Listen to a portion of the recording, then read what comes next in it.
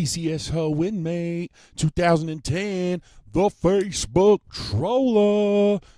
You mad? Are you mad? Well, don't get mad. Get glad. Glad wears Glad product with an airtight seal to keep your food nice and fresh. They see me rolling, they hating, patrolling, they trying to catch me trolling dirty.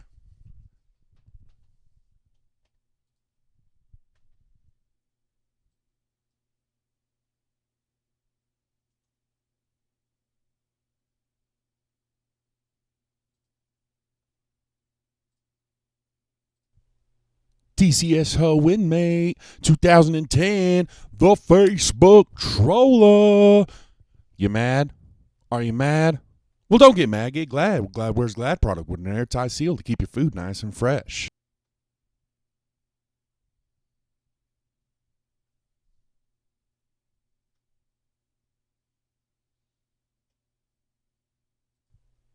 TCS Ho.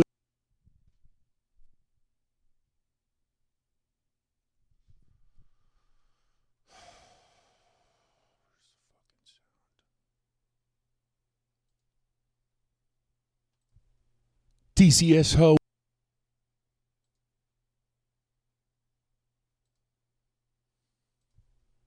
TCS Ho Inmate.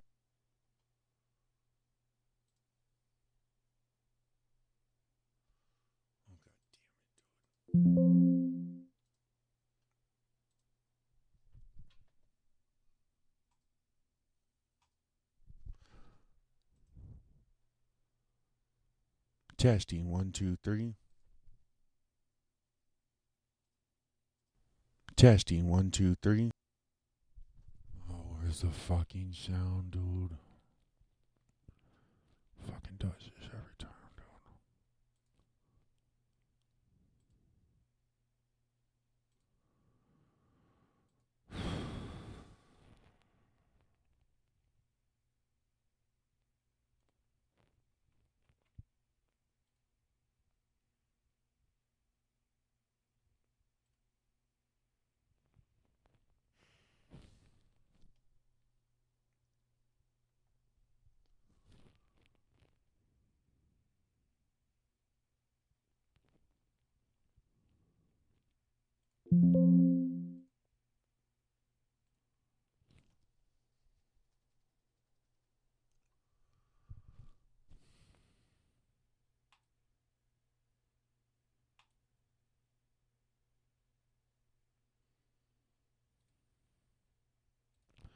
Testing 1 2 3. Testing 1 2 3. Testing 1 2 3. Testing 1 2 3.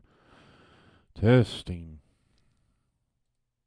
Testing 1 2 3. Testing 1 2. It's going through something else. This is the only thing plugged in. I don't understand what the fucking problem is. And then I forget how to fucking fix it.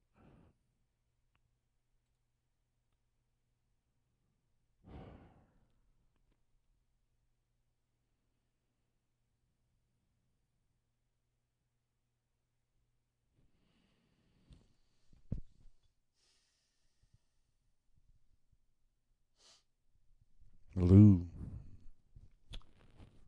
Oh, fuck. Testing 1 2 3. Testing 1 2 3. Testing.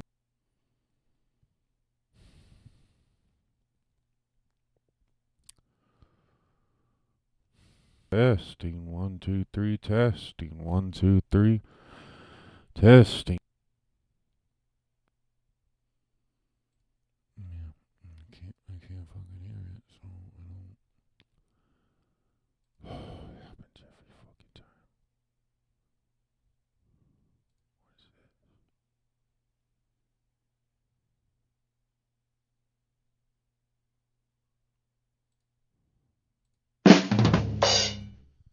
it? If you.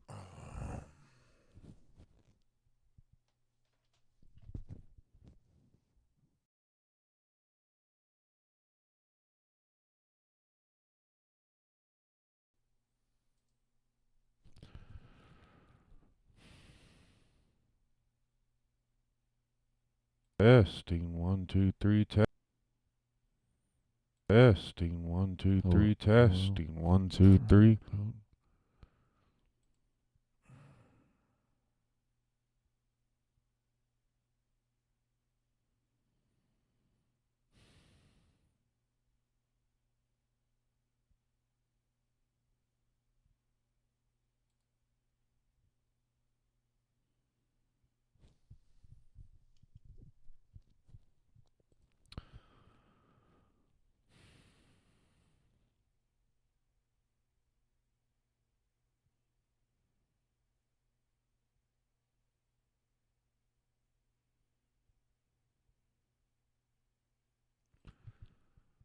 I don't remember how to fucking fix it.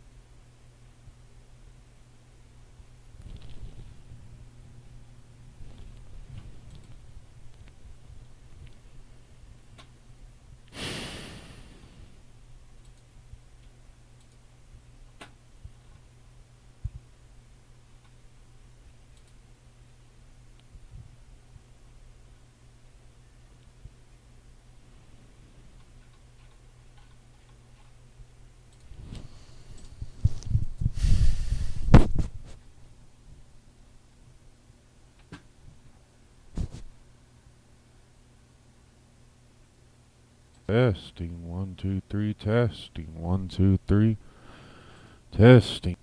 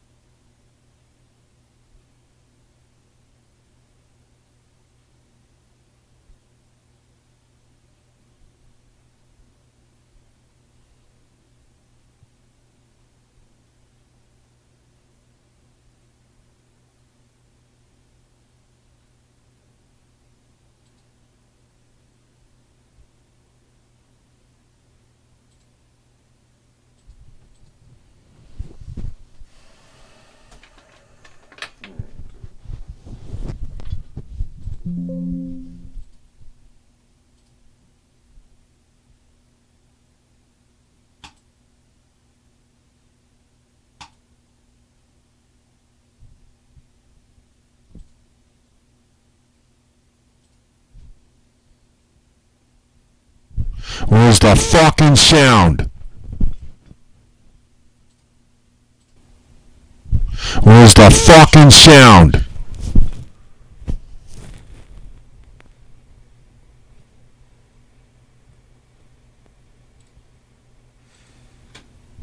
Where's the the fucking sound?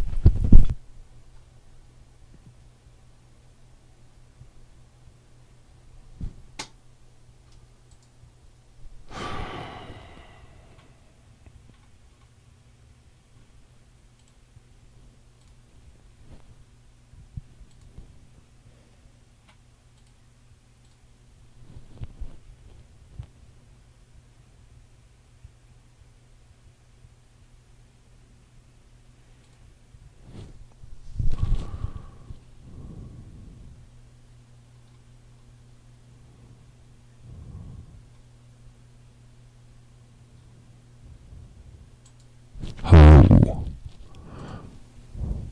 Where's the fucking sound? Fuck.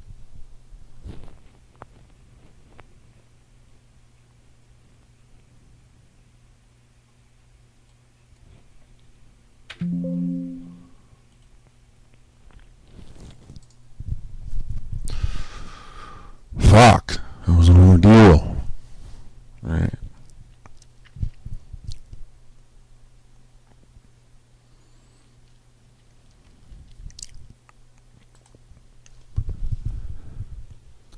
DCS Halloween May 2010, the Facebook trailer. Are you mad? You mad? Well, don't get mad. Get glad. We're glad where's glad party. We're there in Tyson to keep your food nice and fresh. They see me trolling. They hating. But trolling, they trying to catch me trolling dirty.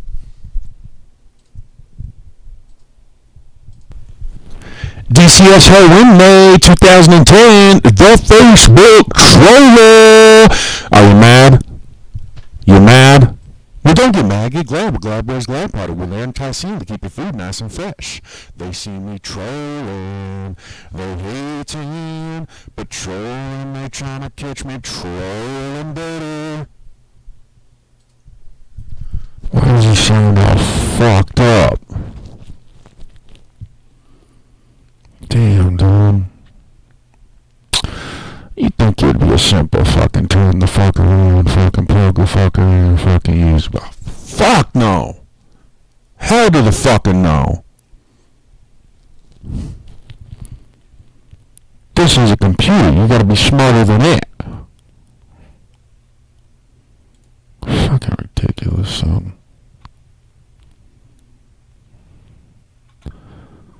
Oh no, fucking sound is fucking way out of fucking.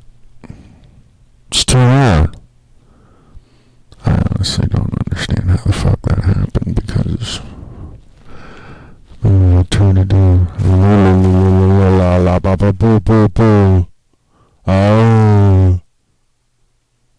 Come on. Hello.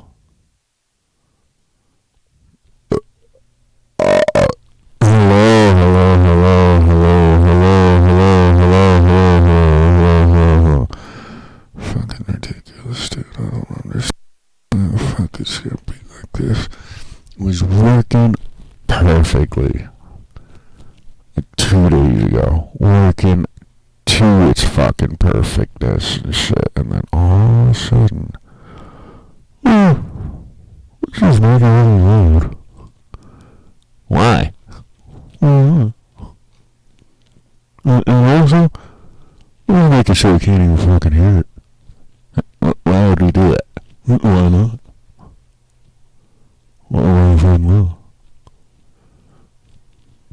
I don't know, man. I think that's gonna piss him off.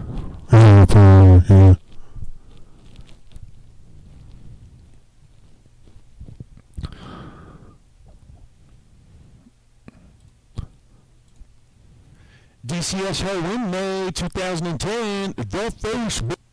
Loud as fuck. Let's turn it down. Let's see what that sounds like shit. Let's start over. I have this program specifically just so I can just simply fucking record shit now. Like I have MC beats or whatever. I got this shit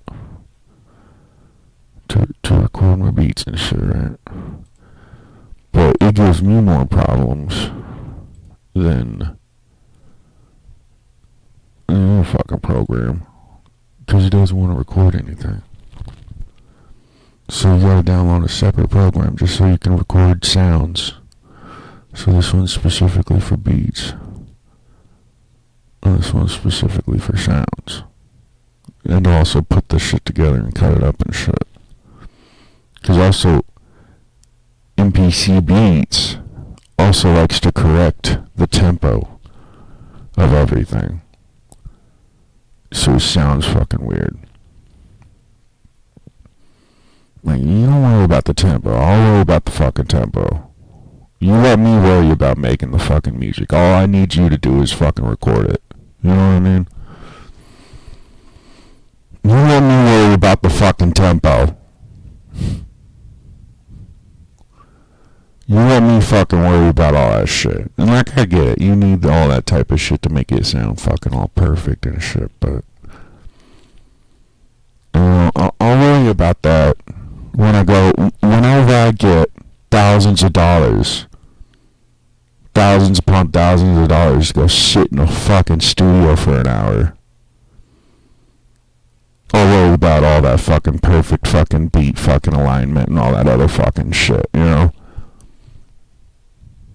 Which is never gonna fucking happen, because nobody has fucking thousands of fucking dollars to sit in a fucking recording booth for an hour. I mean, people do, but I fucking don't. So instead, I spent thousands of fucking dollars on this fucking computer. Truthfully, like, this is a badass computer, a power spec or whatever the fuck this is. I've never seen it before. It's a pretty decent fucking computer. But honestly, I never had this much trouble with GarageBand on a Macintosh. And that's quite literally why I bought the GarageBand Macintosh. It's because everybody told me, like, oh yeah, they got GarageBand and Macintosh is the best and shit. This is back in like the early 2020s to 2000s, you know. 2001 or whatever. Everybody's like, oh yeah, Macintosh is the best, especially for fucking recording and shit. They got GarageBand. It's harder to get fucking viruses and shit. I'm like, alright, well, I need a fucking recording machine. I need something to fucking help me record my fucking shit. I'm like, alright, GarageBand's just the way to go, you know. So I got the fucking Macintosh computer, the Apple desktop. It ended up costing me over $5,000 within the years to keep it running and shit. But I never had these kind of fucking problems recording music with the Macintosh. Literally, I plug the fucker in, turn it on, record a fucking song. And granted, it wasn't the best fucking... My music isn't the best fucking sounding music. It's damn good music. It might not be the best sounding. It's not professionally fucking recorded.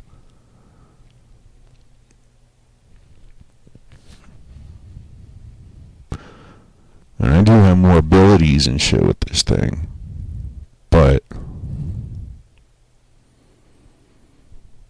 it gives me these fucking problems and shit.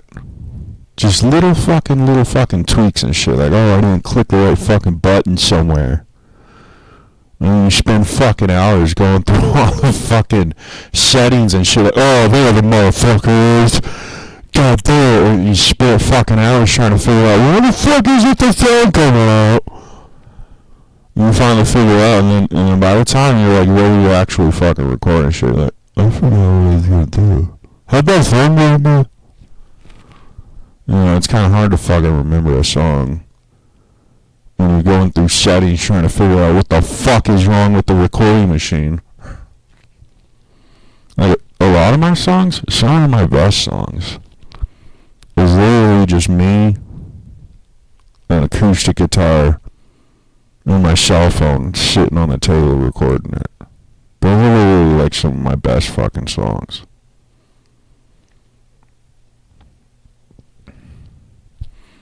But you know, like, I'm an artist.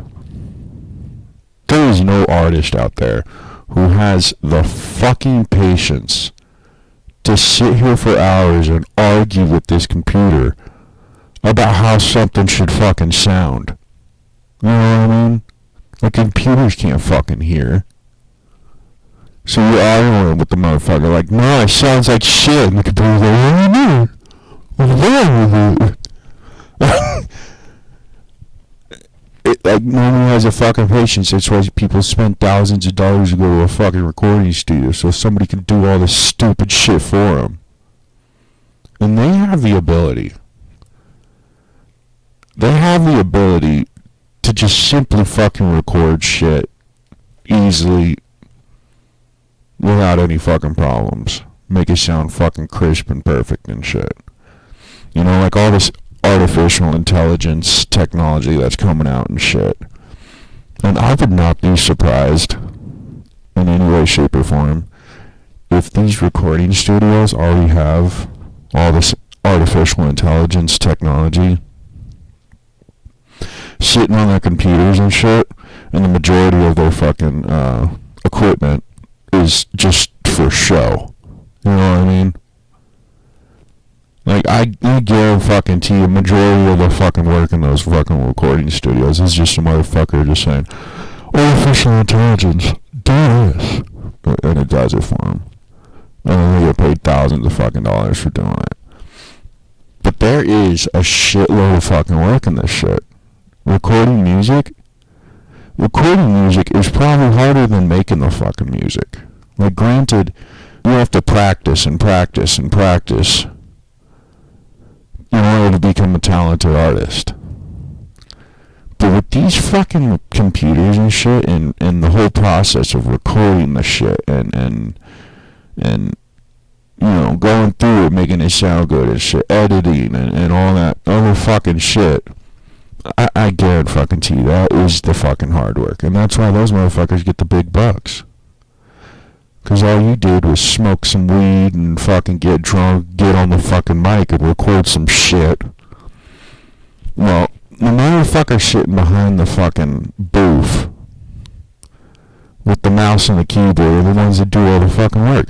You sound like shit without the motherfucker sitting in the back of the recording studio just saying, yeah, could we maybe take one more take on that? Can we try and do that one more time? Yeah. And like the artists, you know, they're sitting in front of the mic just like, motherfucker, I just did it. Did it not sound good? Like, what the fuck? What's your problem? They talking shit. And the guy was behind the booth just like, yeah, we should try it one more time. Well, little do you know what you actually sounded like through the fucking microphone. Whether you sound like it in real life, but what you sounded like in the microphone is like a fucking dying cat. Because the computer's stupid. And you need a fucking editor or some shit to go just, yeah, let's try it one more time. Yeah. Didn't quite get that. Like, I've only been to one fucking recording studio, and it wasn't even fucking professional. It was just me in my guitar teacher's basement. And that's the best song that I will probably ever have, is the Sorry You're Snobby song on the Vinnie Vernigello artist. Not Vinnie Tyler Vernigello, but just Vinnie Vernigello.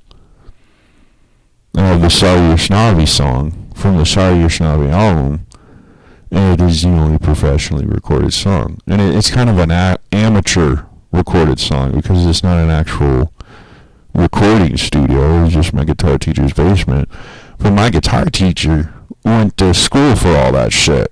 Like, he went to college to learn how to do all that shit. So he knows how to sit on the computer and argue with it about how shit should sound. You know, he knows music theory and all that other shit. Well, all I got is my recording mentor. I'll call him a mentor. Because he's taught me everything I know and shit. The only reason I'm so good at guitar is because of him, you know? And he only charged me $100 for a song. Like, that's a fucking steal. And that song sounds perfect, you know? And then I tried to record another song with him and shit. And he kind of got mad at me. We kind of drifted apart after that, but because he thought I didn't pay him. And I was like, well, dude, you said you'd give it to me for free because you owe me for a lesson that I paid for and you never gave me. Well, he must have forgot how the payment worked. And he cussed me out. And never talked to me again. So I was like, well, you know what I mean? You're going to ruin a lifelong relationship over a $100 bill, a single piece of paper. I mean, that's on you. You know, but I still fucking love my mentor, you know. He's the one that taught me all my shit, you know. He was more my counselor than any of my counselors. I could tell him anything, and he could straight up give me some good advice, some mythological, philosophical advice that no fucking counselors will give you. You know, the counselors say, how does that make you feel? And, oh, okay. They pretend to write it down or something. Well, fucking Sean, he'd actually fucking listen to me and be like, oh, Vinny, this is how this should go about. And I'd be like, yeah, you're right. He's a good dude. He's retired now. He don't even teach guitar no more, but from what I hear, left the state like everybody else. Nobody wants to live in Colorado with all these fucking foreigners. People from Cali and Texas and shit don't know how to drive.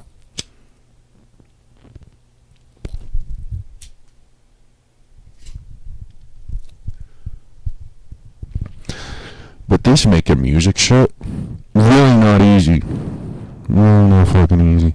Like, the people that are behind the fucking computer and shit can probably never make the music that, you know, the artist is making and shit. But the artist can never sit behind the computer and do all the shit that the fucking motherfucker behind the computer is doing to make him sound good. Because, in all honesty, you sound like shit until somebody's on the fucking mixing board. Nobody sounds like shit until somebody fixes the mixing board. It's like, oh, this is too loud, this is too quiet, this is that and that. His gain's up too much, all that shit. Man, I'm just a straight up artist. I can pick up the guitar, write a fucking song in a couple of seconds. But this shit pisses me off, though. You know? Like, I had a good fucking idea for a fucking song and shit. You know, it takes you about 30 minutes to set all this shit up. Because I like to put it all away so it's safe. Take it out of all the boxes and shit and set it all back up whenever I want to use it. Probably should just fucking leave it out, but...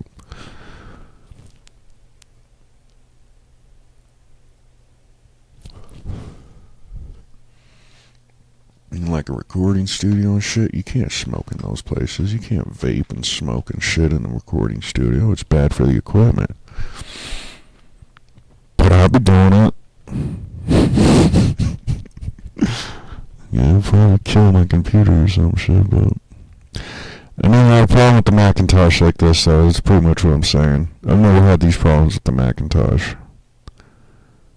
The Macintosh's programs are so much fucking easier to use. I guess this shit is more complicated, which makes it possible to make the shit sound better and shit, but it just took me how long to figure out how the fuck to hear what I just recorded. I know I'm recording shit and it's too loud. Like, I don't know what the fuck. It was working perfect the other day. I literally plugged it in and recorded a fucking song the other day. I don't know why it's all changed now.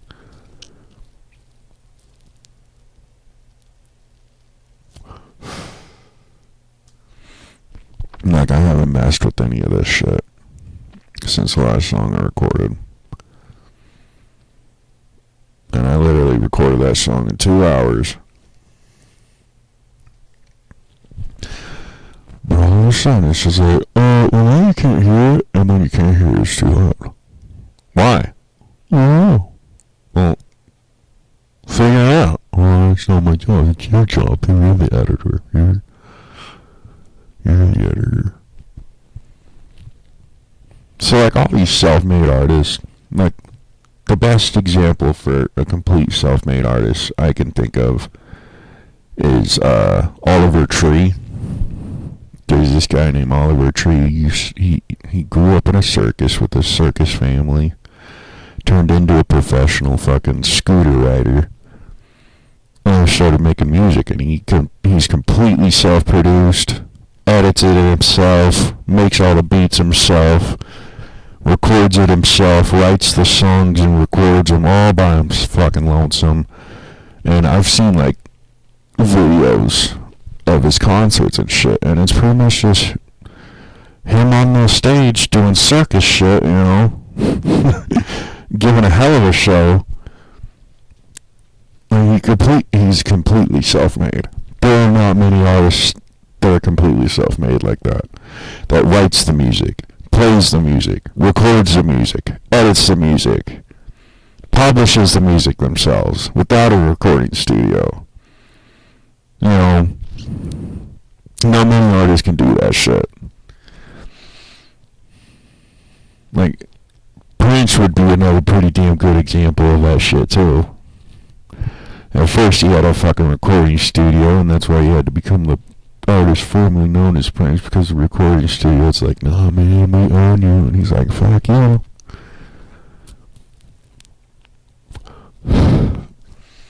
But it ain't easy to fucking do all this shit, you know?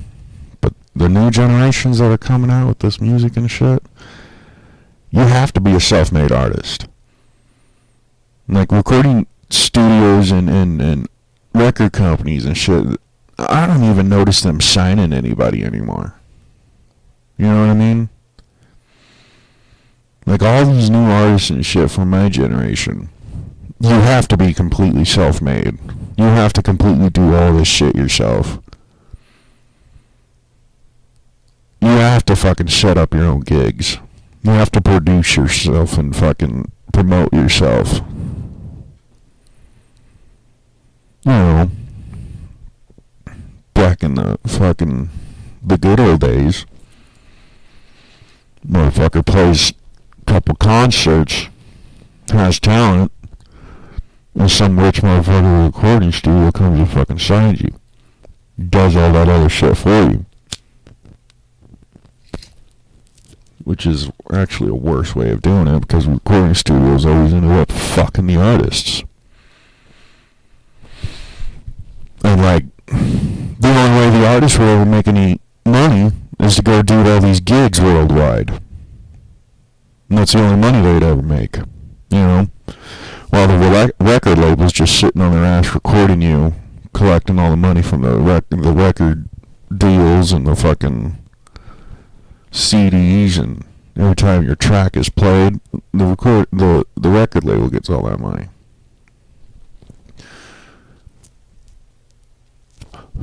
And they don't give a fuck about the artist, because they got another fucking 100 artists doing the same shit, so they really don't give a fuck about you.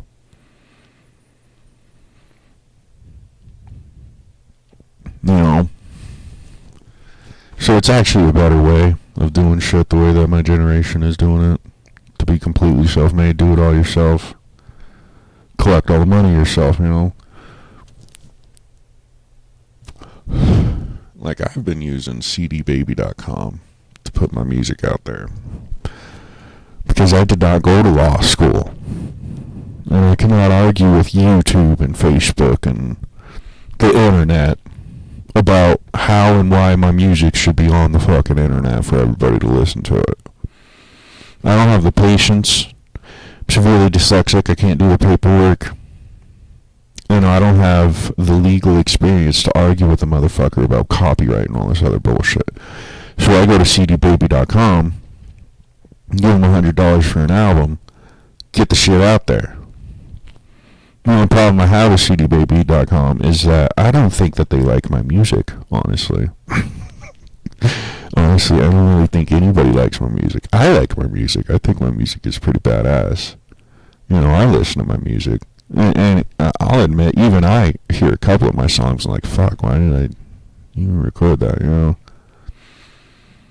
But I have to argue with CD Baby for months. It took me, I published that last album, the live album, and the RIP album. I published that shit before I went to jail in 2021.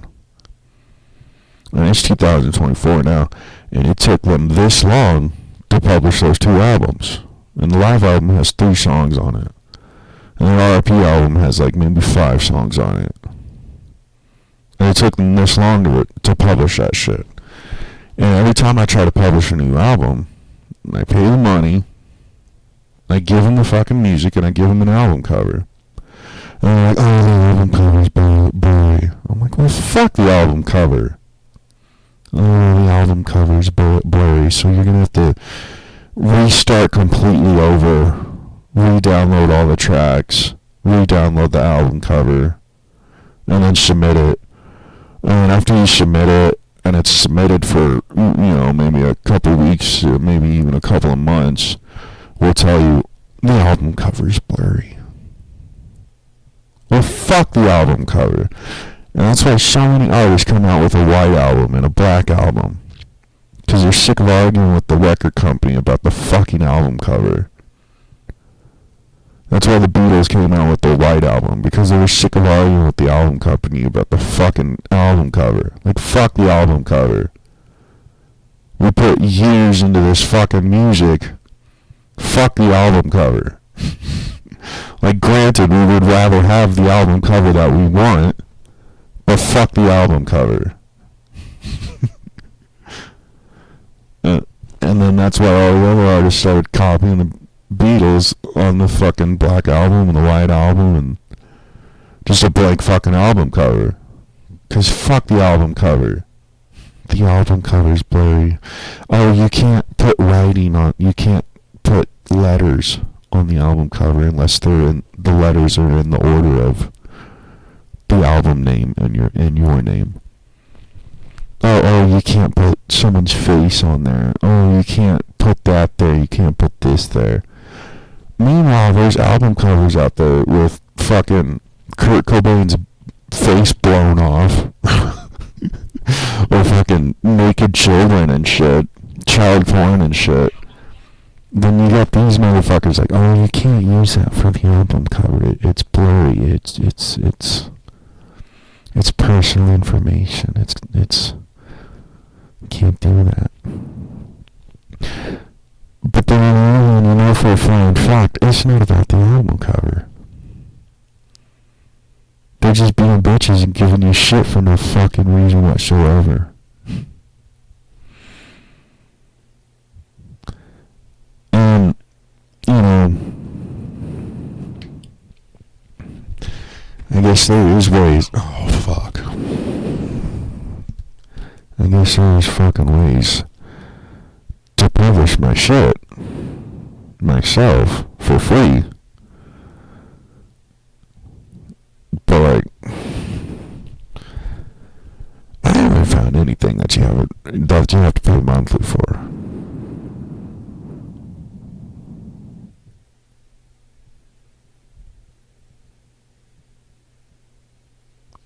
So,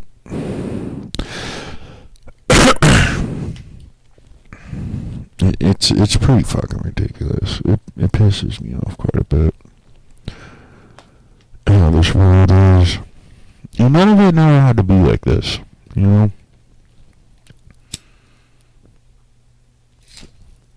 We could have all been living in fucking paradise this whole time.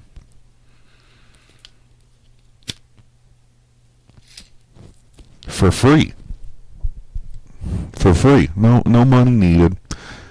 You know, we could have been living on the best fucking technologies in the fucking universe this whole fucking time and shit.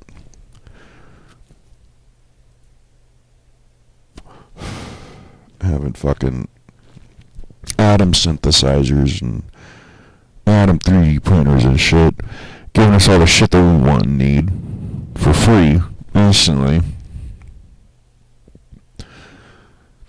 You know, they call them synthesizers. So, not being in the universe, because, you know, because we're the only life in the universe, because we're special. We're God's children. We're special. And there's nothing out there other than us. And we're the only intelligent life in all of existence because we're special. And we're so fucking smart. We're out there in the fucking universe. The rest of existence is living on technologies that you can't even believe right now. And they're doing it for free. And they're living in fucking paradise and shit. And they're taking it for fucking granted and shit too. And they have these things called synthesizers. And like we have 3D printers now where you can pretty much print anything with plastic or whatever the fuck. They got different 3D printers that use different shit. Well, they have what's called synthesizers, and they're atom 3D printers. So pretty much they take the atoms that are in the air surrounding them, and they take these atoms apart and put them back together and shit in a way to create something for you. And there was a perfect example of this on the Orville. So like the guy that made Family Guy made this show on Netflix called The Orville, and it's pretty much like Star Trek, really, where they're going around the universe trying to help people out and shit. Which in reality they're called the Galactic Federation, which is the Milky Way galaxy's galactic government. You know, the whole idea is to spread and protect life throughout the universe by any means possible, following the law of one and shit. Well, in Orville, it's a pretty much a ship with a bunch of people on there going around the universe trying to help motherfuckers out.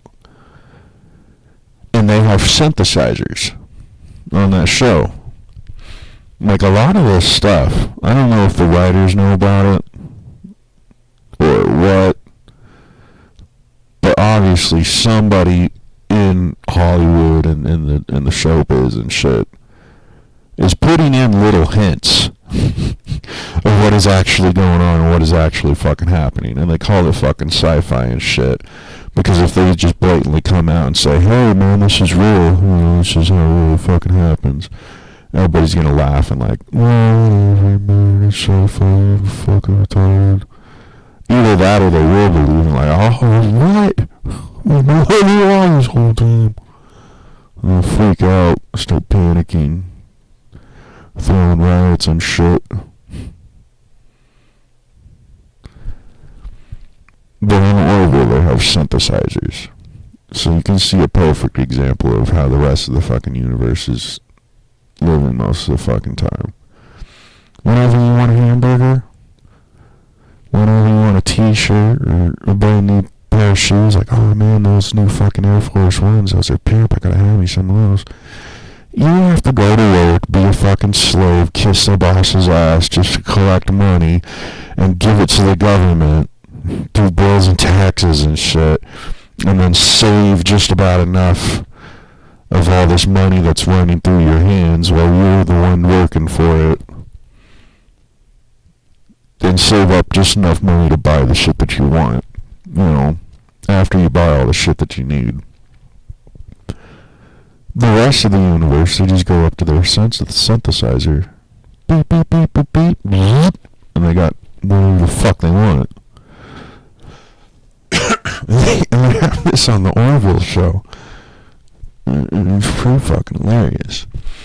Because it's true. I mean, if you actually go into your fucking skull for a minute, and you start to think about all this sci-fi shit that they talk about, and you start to think about the universe, like whether you believe in God or something, you know, or not, you know, and you just actually just go in your brain and start using a little bit of common sense. You're like, you know what, that actually is pretty fucking possible. like back in the olden days, they didn't have computers and technology and shit. All they had were fucking rocks and stones. And you tell a motherfucker, oh dude, there's this thing called a computer. They'd be like, you're a fucking retard. There's no such thing as an artificial intelligent life form that's smarter than all of us and can think faster than all of us and run on the speed of light and do all the thought process for all of us. It's physically impossible. It's bullshit. That's devil talk. We're gonna burn you at the stake because you're rich, you know? If you go back in time before computers and you tell everybody, hey dude, there's these things called computers, they'll fucking burn you at the stake because you're crazy. But then you go to people today, you know, and you're like, hey dude, there's these things called synthesizers, and they can 3D print anything out of atoms instantly for free. Everybody's like, you're a fucking lunatic. Go back to fucking sci-fi and shit, where you belong, making all this shit up. And all these rich people that are in power and shit, or think that they're in power, even our overlords have overlords over them. It's just a line of assholes above everybody's head. But even these rich motherfuckers, they have access to some of these fucking technologies, and they refuse to give them to us. Like, no, we can't give them that. We can't give these motherfuckers UFOs and shit. Are you crazy? You really want these fucking monkeys flying around the universe with fucking time travel and shit? No, we can't give them that. Are you out of your mind? No, we can't give these motherfuckers synthesizers that can 3D print shit out of atoms. They'll fucking create a nuclear bomb in their basement. We can't give them that shit. You're out your goddamn mind. Because these extraterrestrials and shit, they come to this planet and they're like, what the fuck's wrong with these people? Why are they acting like this? Why are they all enslaved, going to work, and all their work does is set their world on fire? They keep going to war, locking each other up, doing all this stupid shit to each other. Why? Why the fuck is this planet acting like this? So these extraterrestrial life forms and the Galactic Federation and shit, they come down to Earth and, you know, you can't just walk up to some random motherfucker and just like, hi, I'm E.T., how you doing? The motherfucker might shoot you. Or kill you and shit just so that they can put you in a museum and get all fucking rich and famous and shit. And so they try and like, take me to your leader, you know, the whole take me to your leader thing. Like, where the fuck is your government? We need to talk to them. Oh, motherfuckers finally start talking to our fucking governments and shit. And the governments are like, man, fuck these people. They're morons. They're never going to be free. Look at them. And the extraterrestrials are like, dude, just tell them the truth. Just tell them the truth. Give them this technology that everybody else has in the universe. And the government looks at these ETs like, you guys are out of your fucking mind. We're not giving them that shit. You want us to give them synthesizers? You must be out your goddamn mind. It can 3D print anything? You're stupid. ETs don't fathom it.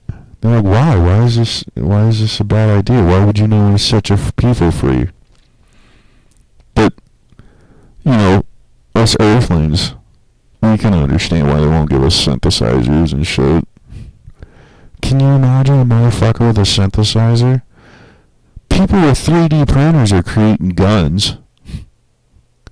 You have motherfuckers in their basement with a 3D printer making guns that can pass through a metal detector.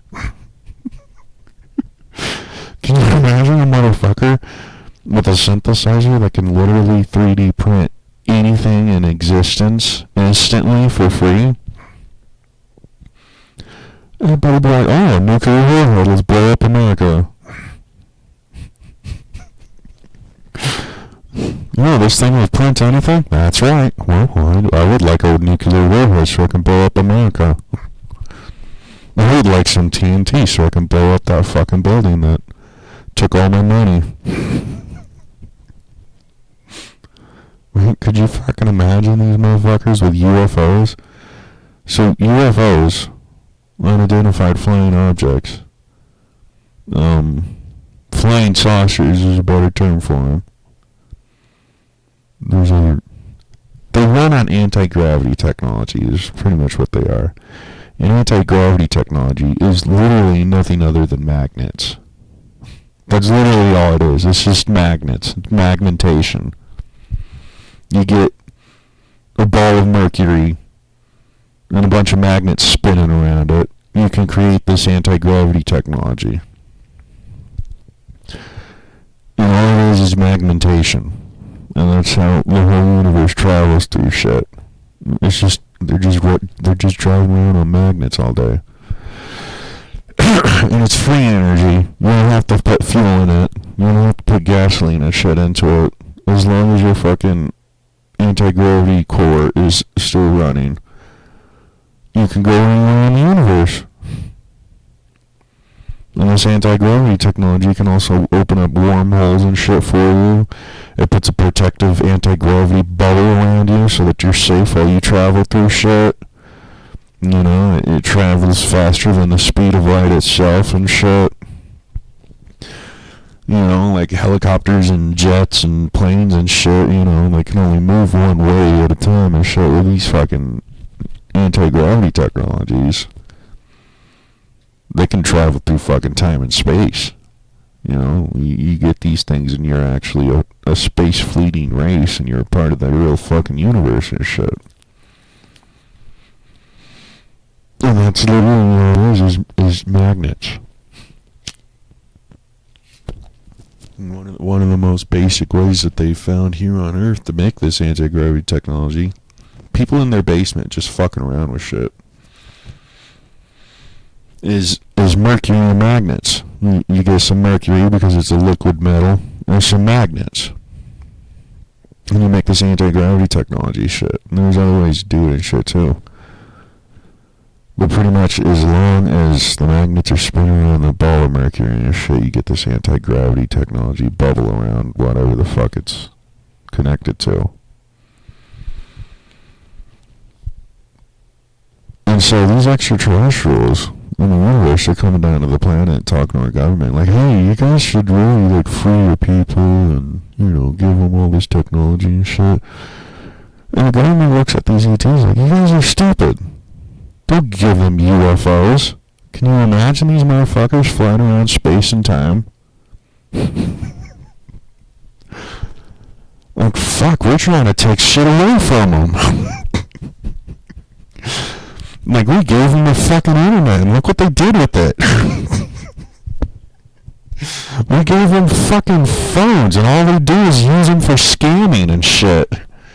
Like, we can't give them anti-gravity technology and synthesizers and shit. They'll destroy the fucking universe in a second. And the ETs are like, we don't understand. What's the problem? It's like, these people are stupid. They're crazy monkeys, man. They're the clowns of the concrete jungle. Clowns of the universe. They're Loki. Every single one of them is Loki. The Mask. The gods of mischief right here is what we're dealing with. And you guys want to give them anti-gravity technology and synthesizers? Are you out your goddamn mind?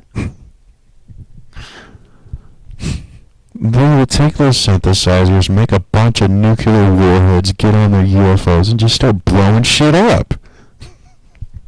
We can't do it. and the ETs don't understand. They don't get it. Like, what's the problem? And our government's like, you don't know our people.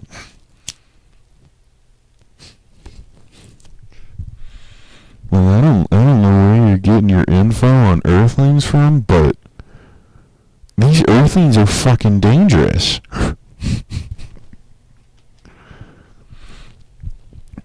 always constantly trying to kill each other. And all they have are projectile weapons. Can you imagine these motherfuckers with a laser pistol? Shooting beams of light all over the place? No, we're not giving it to them. We'll take it. We'll take your fucking space garbage and shit.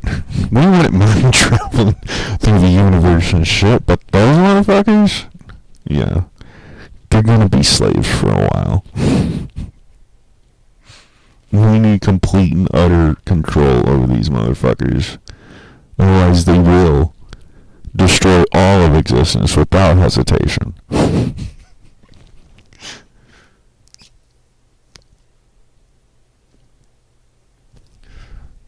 But then there's somebody like me who knows about all this shit, who knows the truth, who's woken up in a sense, enlightened if you will. And I know that they have synthesizers and UFOs and shit. And I'm sitting here arguing with this fucking computer about recording my fucking voice. And it's always loading. I never understood that. This thing is running on electricity, literally as fast as the speed of light, the fastest known thing in the universe. And it's always loading. Like everything you're fucking doing, it's like, oh fuck, it's loading. It's uploading, it's downloading, and it's loading. And after it's done loading, here's a commercial. Fuck! So like everything you try to fucking do. Oh, and also we need some money for that loading, uploading, downloading, and commercial that we just gave you. I was like, man. First of all, I don't have any fucking money. I don't understand you guys' concept of currency. Second of all, this technology is bogus, man. And you think like, oh, well, you know, it's because it's 4G and it's not 5G. Or, oh, you know, it's slow because it's old. Or, oh, you know, it's slow because, you know, it has to be processed through the ether, you know? No, they make it slow on purpose. They can't give just anybody access to the best fucking technology on the planet. The government has to have control over every aspect of everything that you're fucking doing to make sure that you don't blow up existence. Because the knowledge is out there somewhere. All somebody has to do is actually find that fucking knowledge. Like, oh, if you put these two molecules together, it'll create a new Big Bang and destroy all existence. Like what they're doing in that country underground with that big circle thing, or the Hadron Collider and shit. They're literally trying to recreate the Big Bang. And it's like, do you guys know what that means? That means this whole universe is gone. And then a new one appears out of nowhere. Out of this tiny little fucking machine on this tiny little blue ball of dirt. That means destroy the old universe, create a new one. Which is biblical. It says in the Bible it's exactly what's going to happen. But, you know, you look at this Hadron Collider and you're like, dude, you guys are going to create a Big Bang. The biggest explosion in existence. Like, you know, black powder and TNT and nuclear warheads just wasn't enough for you guys, was it? Fireworks and all that shit, just not enough for you guys, is it? You guys gotta create the fucking Big Bang itself.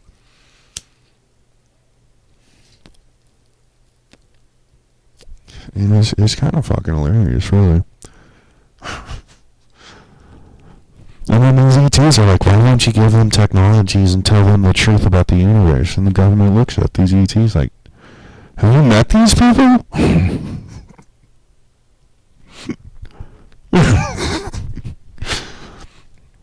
Like, I know for a fact they ain't telling the president the truth, because that motherfucker's gonna be in office for 4 to 8 years. The rest of them have to do this shit for the rest of their life, you know? They're not gonna just tell some random schmo, like, oh yeah, there's ETs out there and they got technologies better than us. And we could all be living in paradise right now. Because the president's gonna immediately be like, man, fuck you guys, and turn around and tell all of us.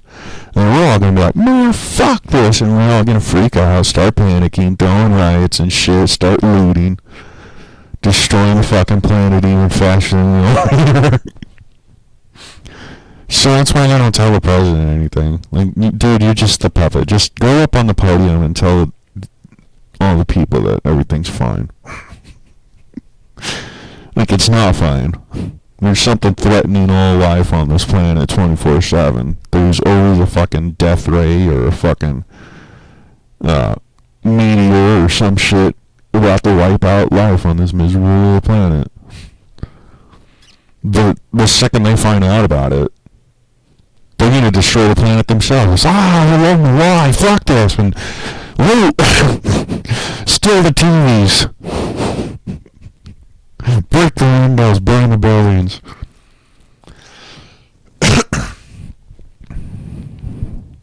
Yeah, that's exactly what they say on Men in Black. The first Men in Black, yeah, that was the only real one. That was the only real Men in Black. The others were just movies. But the first one was obviously the real Men in Black. The Fed said dead. The CDC-19 and the SSP. You know, the real Men in Black, the FBI and shit. They obviously put little hidden subliminal messages and everything, just like, hey, by the way, here's the truth. And everybody sees it as science fiction. They're like, oh, thank God. Could you imagine if I actually knew that? They think it's science fiction. They choose not to believe it. Oh, good. We told them the truth. They didn't want to listen. Thank God.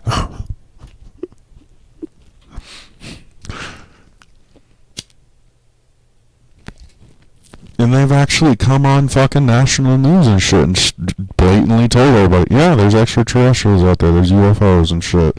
There's shit in this universe we don't understand. Wow, mind-blowing, right? And everybody's like, okay, yeah, whatever. It's like, well, if you guys don't fucking kill me, why should we?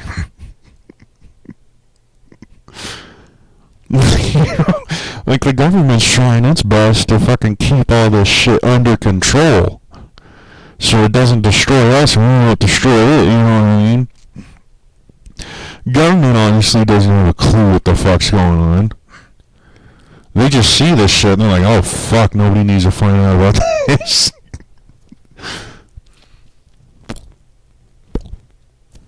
Well, the Galactic Federation, the Milky Way Galaxy's government, has literally come down on this little blue ball of dirt and straight up talked to all of our governments and shit, and straight up was like, hey man, you need to set your freak people free, you need to give them access to these technologies, you know, because your people are out of control and they're destroying your planet and they're also destroying all of the rest of the universe as well. All those nuclear bombs have fucked up the entire universe. You guys were setting off nuclear bombs down here like fucking pop rocks. Meanwhile, the rest of the universe is being disrupted. So we finally realized, oh shit, there's a planet over here. We got nukes. So we came down here to shut off all your nuclear bombs, first of all. And then also telling you guys, hey man, there's a whole universe out there. It's all good, you know. Here's technology. You guys don't have to act like this. Well, the government's like, well, fuck, we shut off those nuclear bombs because of World War II. You know, Hitler's a fucking asshole. We need those bombs. Where the fuck were you guys for that shit, by the way? And also, we're not giving them this fucking technology. Maybe to this shit, they're like, why? What is wrong with you guys? Why are you doing this? And the government's like, you don't know these people. We're trying to control them. Like, we know that they're dangerous and shit, and they're out of control and shit. But could you imagine them with a fucking death ray? No, we're not giving it to them. We will give it to them when we are good and ready. When we can actually control the fucking technology enough to give it to them, we might let them have a little taste of it. But I guarantee, even when they get the nerfed out fucking technologies, they will learn and figure out a way to fuck shit up with it.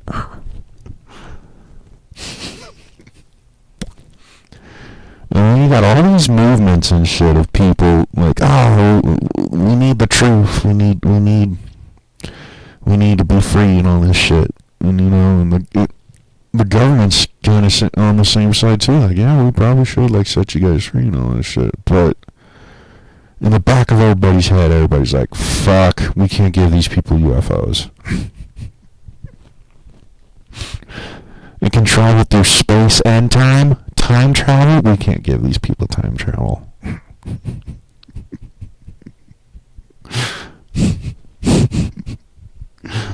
Like, they'll kill all of our presidents before they're born, and then they'll give Hitler a fucking death ray. We can't give these people time travel. We can't give these people technologies that can give them the ability to travel throughout all of existence at any point in time. We can't do it.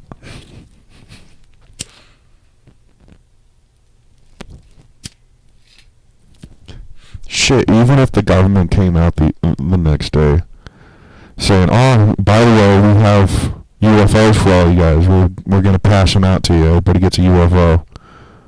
There's going to be a shitload of people like, hey, don't do that. Don't give these fuckers UFOs. Can you imagine? Don't do that. Like, there'll be the majority of people just say, finally, fuck, yes, give me my UFO. But there's going to be a whole bunch of people like, don't give them that.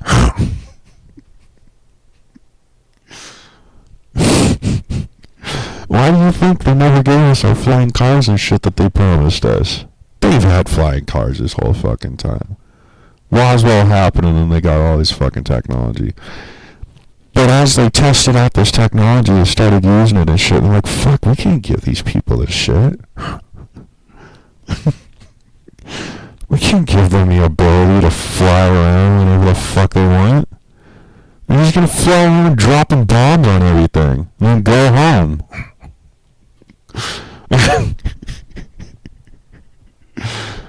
Like, fuck, it's hard enough to keep these motherfuckers under control.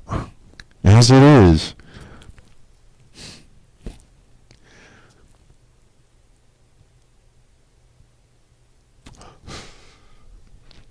No, that's why the government lies to us.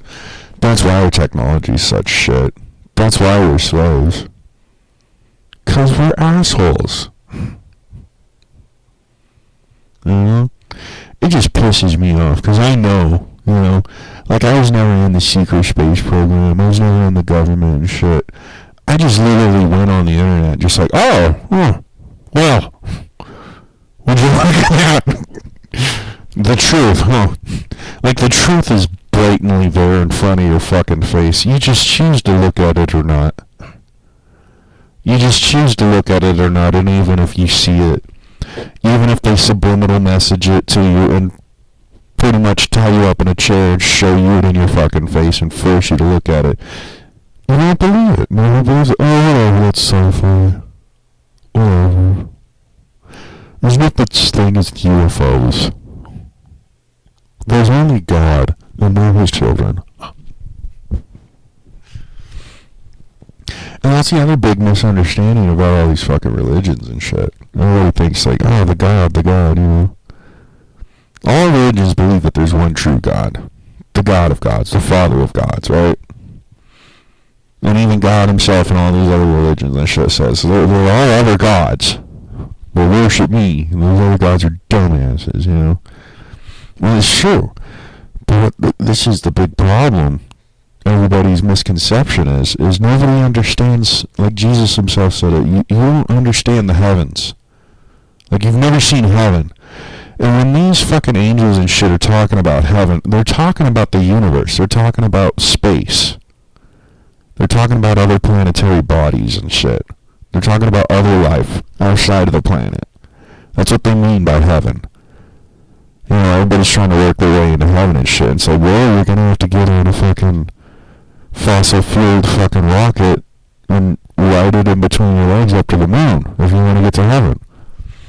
That's what nobody understands. Everybody thinks that heaven and nirvana and all this other shit is a spiritual place that you go to when you die. Where it's like, no, it's space. And they're not angels, they're just astronauts. And they're not gods, they're just governors. They're just leaders, they're presidents, they're dictators. That's what a god is. He's a dictator of a planet. And the angels are their Congress and their soldiers. And that's what nobody understands, because nobody knows that shit. Everybody thinks it's all spiritual and it's all metaphorical and shit. But no, there have been extraterrestrials coming down to this planet since the beginning of this planet's existence, trying to help us. And these ETs, they're just people, just like you and me. They just look different.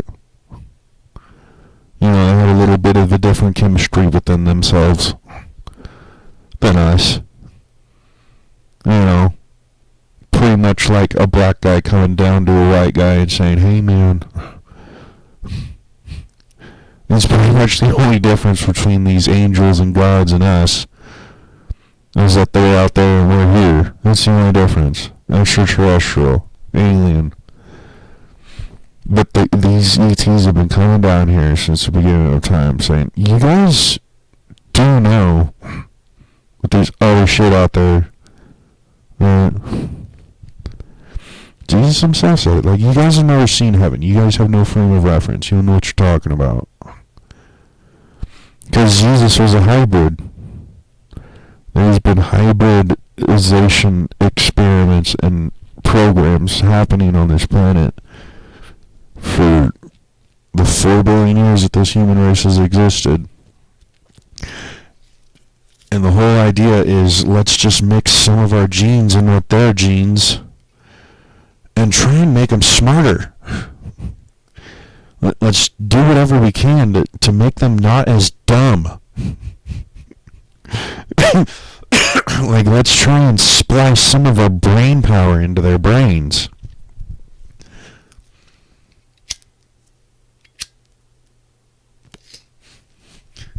Like, what do we have to do to make these people smarter?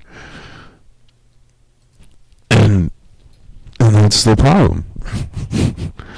It's not that these people are dumb. These people are just evil. And they are. Well, these motherfuckers are evil. The most evil motherfuckers are the people that act good. The people that try to make people think that they're good. The people that try to make themselves think that they're good. Those are the worst motherfuckers. Because when shit hits the fans, those motherfuckers are gonna do the worst shit. They're gonna do the most fucking horrifying worst shit. You take a motherfucker that has the mask on, that, you know, I'm a good person, and, you know, I go to my little jobby, and, you know, I make my money, and I give it to the taxes, and I go to school, and I go to work, and I'm a good boy. Those are the worst motherfuckers. Because they honestly believe that they're a good person. When they're not. They are not a good person. They are just as much, they are more of an asshole than all the rest of us assholes. And, you know, you can look at it a religiously way, you can look at it a metaphorical way, you can look at it a physical way, a sci-fi way, however the fuck you want to look at it, but no other way. The only way to see it is everybody's an asshole. Everybody here is an asshole. That's why we're all here. That's why we're all in the positions that we're all in. Because we put ourselves in these fucking positions. Because we're assholes. We're stupid, dumbass assholes. Every single one of us. And the motherfuckers that think that they're better than everybody are the worst motherfuckers. The motherfuckers that think that they're good are the worst motherfuckers. Because you have to acknowledge that you're fucking evil in order to control your evil. You have to acknowledge that you're probably one of the most fucking evil motherfuckers in all of fucking existence. And after you realize that you're evil, like, oh, well, maybe I should try and control my evil. Not try to be better, just try to be less evil. Not try to be a good person, just try to be less of a bad person. Because we're always going to be bad people. Even when we have completely good intentions, even when we are trying to be the best person possible, even when we're trying to make the world a better place, somehow, someway, we fuck it up. We're good at it. That's about all we're good for. I mean, if you want a soldier and a warrior, you've come to the right place. They are the worst slaves, though. I've never understood that part. Why they choose to enslave us with the human concept of currency. Why they try to enslave us and shit, because these are the worst fucking slaves you will ever have. You tell them to do something, and you're like, no.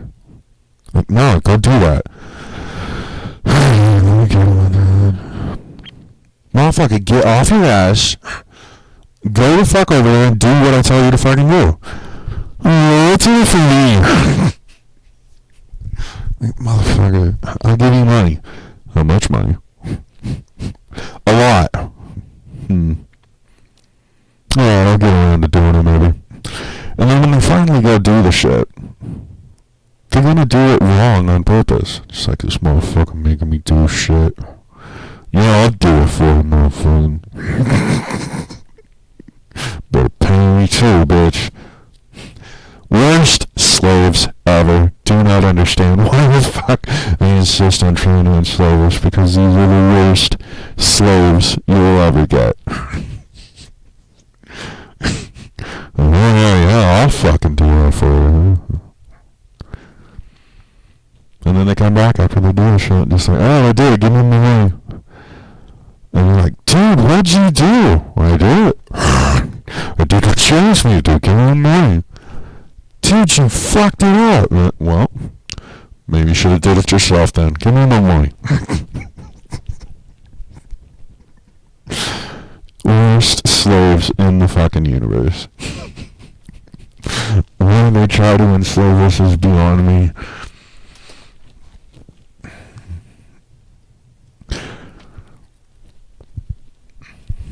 Getting these people to do anything, trying to get these motherfuckers to do anything, is like pulling teeth.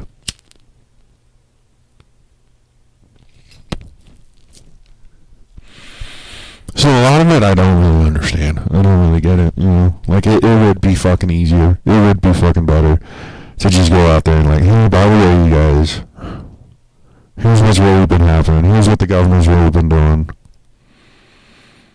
Here's what's really going on in your neck of the woods. And also, here's a bunch of technology that can make everything better. For free. And we don't need money anymore. Like, at first, everybody's gonna be pretty fucking pissed off. Probably for a good while, you know. Motherfuckers been lying to us. Motherfuckers did all this shit to us, motherfuckers.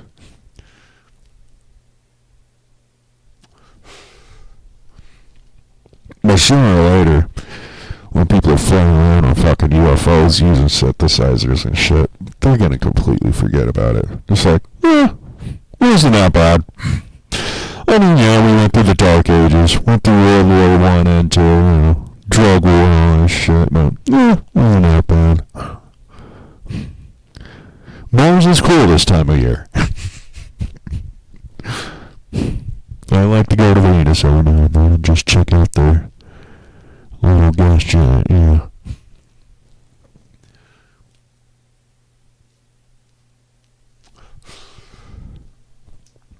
Like, granted, everybody get pretty fucking pissed off at first. Just like, you motherfuckers.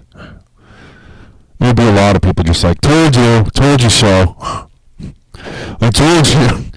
But there'd be a lot of people like, you fucking assholes. My whole family died of cancer and you had the cure this whole time. You sons of bitches.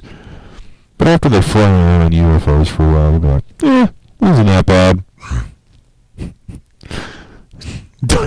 Dark Ages isn't that bad. I mean, shit.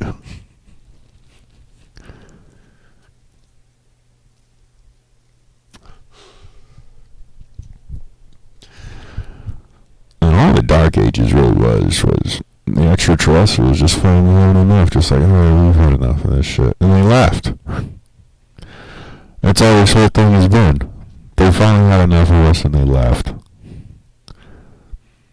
Like the ones that didn't go underground way out into space and just ditched us. Just like, you know what, you guys want to be assholes, you guys can just sit here for a while and figure shit out with your fucking stones and rocks in your caves.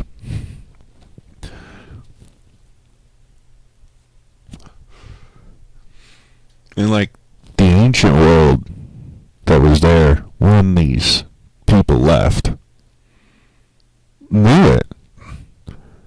Like, oh, we pissed them off, you guys. Oh shit, we shouldn't have done that. They left. Where'd they go? I don't know. They dipped, dude. They ditched us.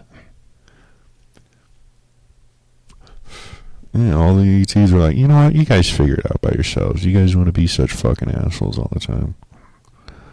We'll leave you guys here to stew in your own shit for a while. Figure out your goddamn selves.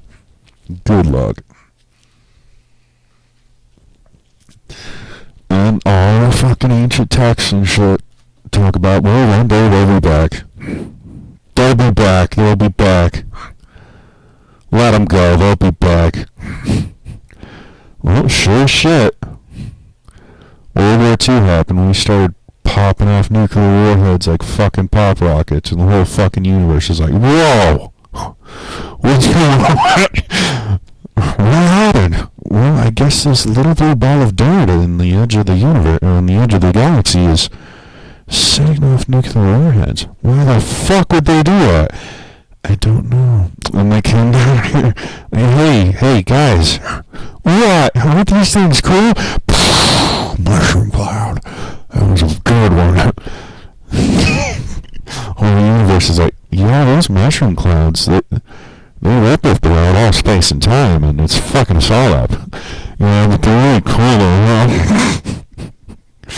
We're like, well, we're gonna have to shut these down. No, they're pop rocks. They're not pop rocks. These are not pop rocks, okay? They're fireworks. These are not fireworks. We need to take them from you. Children of the universe, indeed. More like teenagers of the universe. So the universe has a bad, 10 more years. Because we're about teenagers now. Oh, you thought we were bad when we were kids. You've never met a teenager, have you? Oh, man. Yeah, we are the children of the universe, and now we're the teenagers of the universe, and the universe is doomed. We'll get better around in our 30s. Well, I don't know. We're about 14. So strap in, buddy. It's going to be a bumpy ride. Yeah, we're the children of the universe. Teenagers of the universe. And we fuck shit up. And we go at it. You need something fucked up. You go get a human to fuck it up for you. He'll figure it out. He will figure out all the wrong ways to do it immediately. Like, if you want to figure out, well, we figured out how to do it correctly. How do we do it incorrectly? Well, we're going to need one of the clowns of the universe for that. Oh, yeah.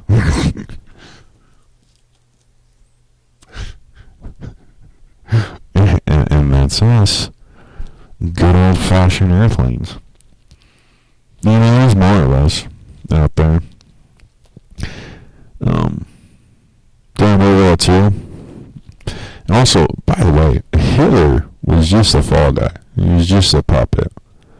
You know, Hitler wanted to help his people. Hitler wanted to make the world a better place and shit. The SS Nazis, the Werner von Braun and all those motherfuckers that created methamphetamine and mustard gas and shit, those were the motherfuckers that ran the Nazi regime. All Hitler was doing was shooting up meth and going crazy. That's all Hitler was doing. He was just sitting in his bunker shooting up meth going crazy. The SS Nazis were the ones that run it. And that's how it is with every form of government. You gotta have a fall guy. You gotta have a puppet. You gotta have somebody to go up there and say, like, yeah, I'm in control of all of it, and I got it under control, and I'll make sure everything goes right, and everything's fine, don't worry about it. But then they turn around, go to their fucking White House, and throw a party like, ha ha ha, yeah, more coke, more meth. Like, they're just a fall guy. When shit hits the fan, that's the motherfucker that pays for all of it. The president, the prime minister, the dictator. He's not the one that's in charge of all of it. That one single motherfucker, you honestly believe in your own brain that one single motherfucker has absolute and utter control over everything that is happening. And you all hate the dude. You all crucify the guy. You hang him up on a fucking cross like, you motherfucker, this is your fault. And the whole time, the fucking president, the leader and shit is just like, I don't understand what's going on at all. I never really did. I was just saying what they told me to say. I just went on stage and told them what they told me to say. I just told you all just exactly what they told me to say. That's all I did. Like, I really had no idea that the motherfuckers were filling showers full of Jews and tossing meth in there. I mean, not meth, mustard gas. I had no idea there was mustard gas on you guys. I didn't know about that part. I was in my room shooting up meth. I had no idea that the Jews were being mustard gassed. I didn't know that. That part. They didn't tell me that part. They just told me to tell all of you guys that everything's fine. Don't worry about it. I don't know why you're crucifying me. They're the ones that did it. All I was doing was sitting in my room shooting up meth. Had no idea about the mustard gas. Meanwhile, Werner von Braun and all the other fucking SS Nazis get put in Operation Paperclip, brought to America, and just like, okay, you guys are going to be the richest scientists in the world. Oh, great. So you aren't going to kill us for all the shit that we did and all the mustard gas and killing the Jews and fucking up the world and running the Nazi regime?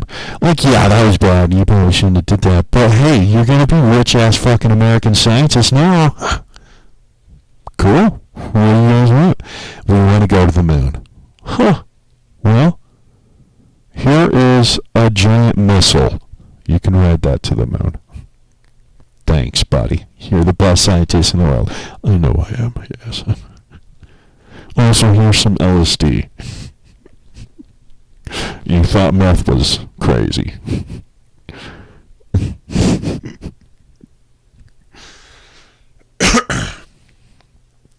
Yeah, Werner von Braun built the V2 rockets that took us to the moon.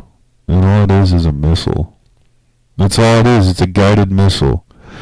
Werner von Braun created the fucking V2 rockets that took us to the moon and took every nuclear warhead to its final designation. Before Werner von Braun, we were hauling all these bombs in planes and then dropping them from the plane wherever the fuck we needed to drop them.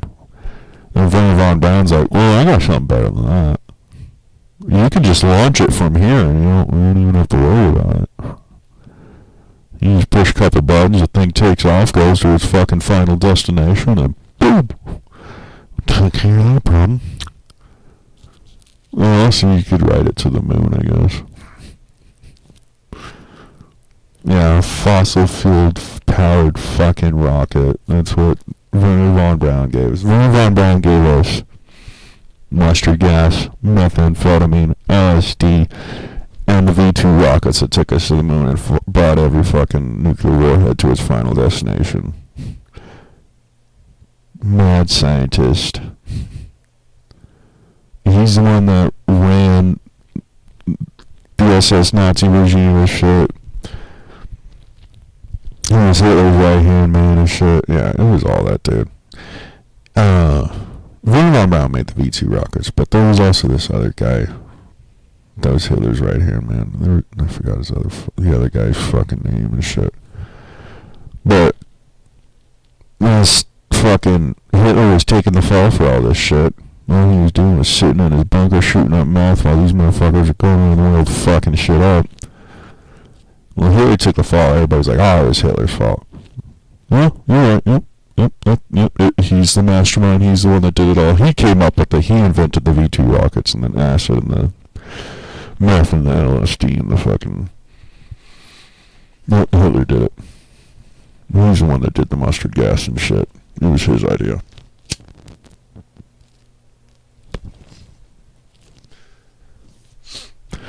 And like, granted, Hitler disliked the Jews, but his wife actually had Jewish heritage in her blood, and he didn't want to actually fucking throw them in showers with mustard gas. He just disliked the Jews because the Jews have control over the money. The Jews have had control over all of the fucking money since Egypt fell. I mean, it's the typical fucking stereotype. Like, Jews are always chasing money. Jews are always, because Jews are the only ones that actually understand what the fuck money is. The Egyptians used the human concept of currency to enslave the fucking Jews back in Egypt. And the Jews are the ones that figured out, oh shit, this is how this actually works. It's just a slavery tool. This whole time we were actually fucking willingly putting ourselves in slavery so that we can get rich, when actually all this money is completely imaginary and it's just a false reward for being a slave. So the Jews, after fucking Egypt fell, they're like, well, now we know how to use this money shit, we might as well use it. And that's what started World War One. And Hitler was a soldier in World War One. He was a German soldier in World War One. And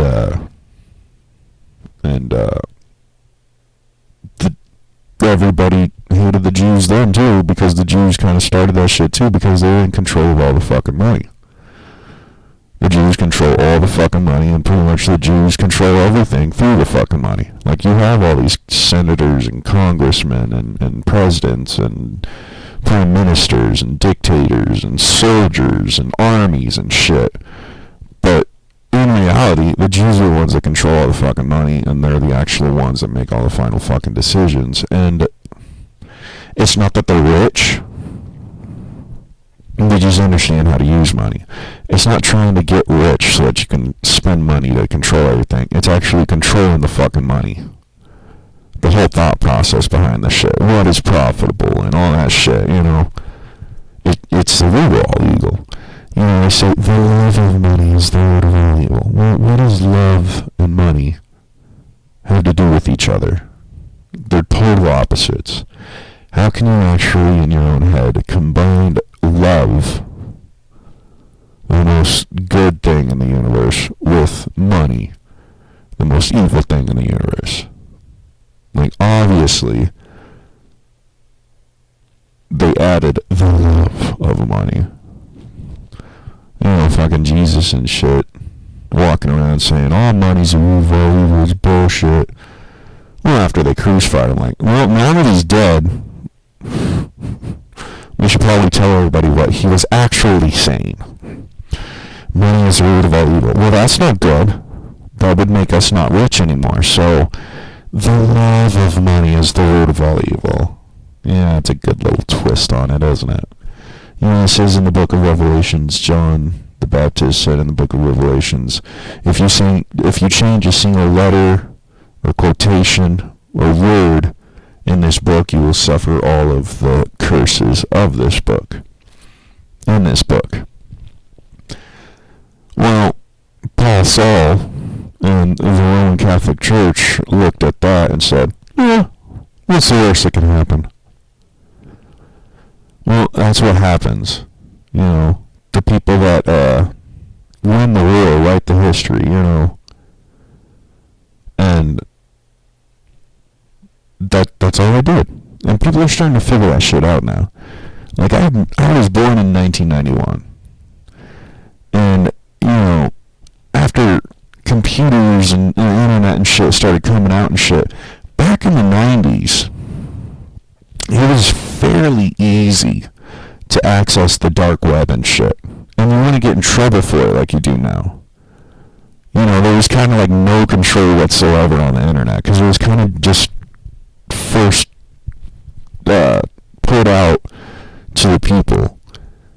And they didn't really have any idea how the fuck to control it. You know, they knew like, oh fuck, this might be a problem. We don't really want these guys communicating with each other throughout the world and shit, but we're gonna go ahead and do this, maybe we'll make them smarter. So they had no idea how to control the fucking internet. And immediately in the 90s, they released the internet to the public and shit, and immediately they started regretting. They're like, oh fuck, do you see what these people are doing with a simple communication tool? Yeah, they started making fucking snuff porn where they fuck a guy and kill him, and fucking child porn where they fuck a kid and kill him, and publishing it on the fucking internet and shit. And then you got all the fucking government shit that's on the internet, all the extraterrestrials and all the extraterrestrial photographs and technology and shit just up there. You know, like, of course, they only give us the tip of the iceberg. Everybody talks about the dark web like this. They only get the tip of the iceberg. That's how it always was. But even to this day, you will always be able to access the dark web if you're smart enough. You know, back in the 90s, in order to access the dark web, all you needed was a VPN. You know, because all they're really doing is trying to control the information for each specific point of the planet. You know, China doesn't see the same internet that we see in America. And that's how it always has been. The government will control what the fuck you see on the internet. Even when they first came out with it. But back in the 90s, all you would have to do is get a VPN. And just like, oh, well, we don't know where this guy is, so I guess he has access. And it was fairly easy to access the dark web. And when I was a kid with a computer, that's all I did. You know, I was like, dude, I knew there's extraterrestrials out there. And I want to fucking see them. And that's why I would always access the dark web and shit. You know, like, all my friends were doing it. All the 90s kids. I mean, that's what we did. You know, we go on the dark web and shit, download illegal music, you know, download illegal movies. Like, why the fuck would we pay for this shit when we can get it for free? All that shit, you know. I mean, that's all we did. LimeWire and fucking... You go on LimeWire, get your free movie, get your free fucking song, put it on iTunes, and you got shit for free. Like, why the fuck are we gonna pay $1 for each fucking song when we can get it for free? And that's how all the 90s kids were. So everybody was accessing the dark web in the 90s. But I kept going deeper, because I knew extraterrestrials were on there somewhere. I was like, there's extraterrestrials on this fucking dark web somewhere. And I'm gonna find them. So I went deep into the fucking dark web and shit. While the rest of them were trying to become hackers and trying to be anonymous and trying to fucking change the world or just steal some free music, I was actually trying to figure out the truth. I was actually like, where are the extraterrestrial photographs? You know, the rest of them were like, what's the new virus? Or how can I steal some money? Or where's the free music and shit? I was like, where's the ETs? Yeah, the big-headed motherfuckers. Yeah, where are they at? Yeah, they got the elongated skulls and shit. Where are those motherfuckers at? Where's their pictures and where's videos of that shit? And, you know. Well, the deeper you go into the dark web and shit, and you have to go pretty fucking deep into the dark web to actually see the extraterrestrial shit. Well, you have to get past all the snuff porn and child porn. You have to get past all the fucking illegal black market, like, hey, you want to buy a kidney for $100,000? I'm like, whoa, what are we going to do with it? You know, I'm a kid in the 90s. I'm like, a kidney? First of all, I don't have $100,000, and what are you going to do with a kidney? You know, I can't process it at the time. Like, no, I want your fucking kidney. I'm trying to find the ETs, you know. I'd find all this shit in the dark web and shit. I'm like, whoa, what the fuck? I don't want to see that. I'm trying to find ET phone home, and you popping this shit out. I don't want to see that shit. And so I'm going through the dark web and shit. And the later it went, like when I started getting into the 2000s and shit, they started having better technologies in order to access the dark web. Like the fucking hackers and shit are starting to figure out better ways to access the dark web. Because if you have access to government internet, you can just type it in like fucking Google, look it up and see it. But when you access the dark web and access the military's internet illegally, you gotta have all this other fucking equipment and shit. You gotta do all this crazy fucking shit in order to even fucking do it, let alone get away with it. So in the early 2000s and in the 90s and shit, that's all I was doing. I was going on the dark web like, where are the fucking extraterrestrials? I know you got them. Where are they? Like I was straightened up, taking to the government, strapping them in a chair. I'm like, motherfucker, Uncle Sam, where are the ETs? I know they're in here somewhere. Where are they? And they're trying to like, hey, you want a kidney? Like, fuck your kidney. Where's the fucking extraterrestrials? Hey, you want to see this? No, I don't want to fucking see that. That's fucking horrible. Why would you do that? Where are the extraterrestrials? You want some drugs? Where's the drugs? No, fuck the drugs. Where's the extraterrestrials? And I finally did get the fucking extraterrestrial photographs. I was never able to get hold of any fucking video footage. I mean, I'm sure they got it, but wasn't able to find that shit. But in order for me to finally find those extraterrestrials, it was early 2000s, and Japan started making these artificial intelligences on the dark web. And I'm like, oh, wow. You know, I'm doing some research and shit. And they're like, oh, yeah, there's AIs now. I'm like, what's an AI? Artificial intelligence. English, speak English. They're robots that can do shit for you. Oh, cool, yeah, where's that? You know? So I went to one of these fucking dark web Japanese artificial intelligences, and they made it so that you can make one for yourself. Like, you just click a couple shit, just like, oh yeah, I want it to do this, I want it to do that. And like, the main basis of their artificial intelligence on whatever dark web site I was on, they were trying to make porn AIs. Pretty much AIs that'll make porn for you and shit like that or some shit, you know? Like, they'll talk sexy to you and shit. And I'm like, well, I kind of wanted it for something different. I don't really want to fuck my computer. You know, I'm still pretty, you know, I'm still a kid. I'm really not interested in fucking my computer. I just want to see some extraterrestrials. So I kind of like made an artificial intelligence, like, just kind of fucking clicked on shit. And I was like, yeah, whatever, just fucking let me talk to the AI. And the first thing I asked was like, and the AI's like, hey baby, how you doing? I'm like, okay. Where's the extraterrestrial photographs? Huh? And the AI's like, what? I'm like, do you talk to ETs? Yeah, I talk to aliens all the time. You do? Okay. Where are they? Can you show me them? Can you get me in contact with them? Can I see them? And the AI just started sending me all these photographs. I was like, whoa! I knew they were real. all these extraterrestrial photographs. I was like, oh, fuck. Finally, I fucking find them. And I fucking downloaded as many as I could. I had hundreds of extraterrestrial photographs. I mean, this AI just kept fucking throwing them at me. I'm like, whoa, that one's cool. Well, mermaid. Wow, yeah, that's a good one. And I started fucking downloading them and shit. And then I'm like, well, fuck, I have all these ET photographs. What the fuck do I do with them? I'm like, I don't know, I'm gonna post them on Facebook.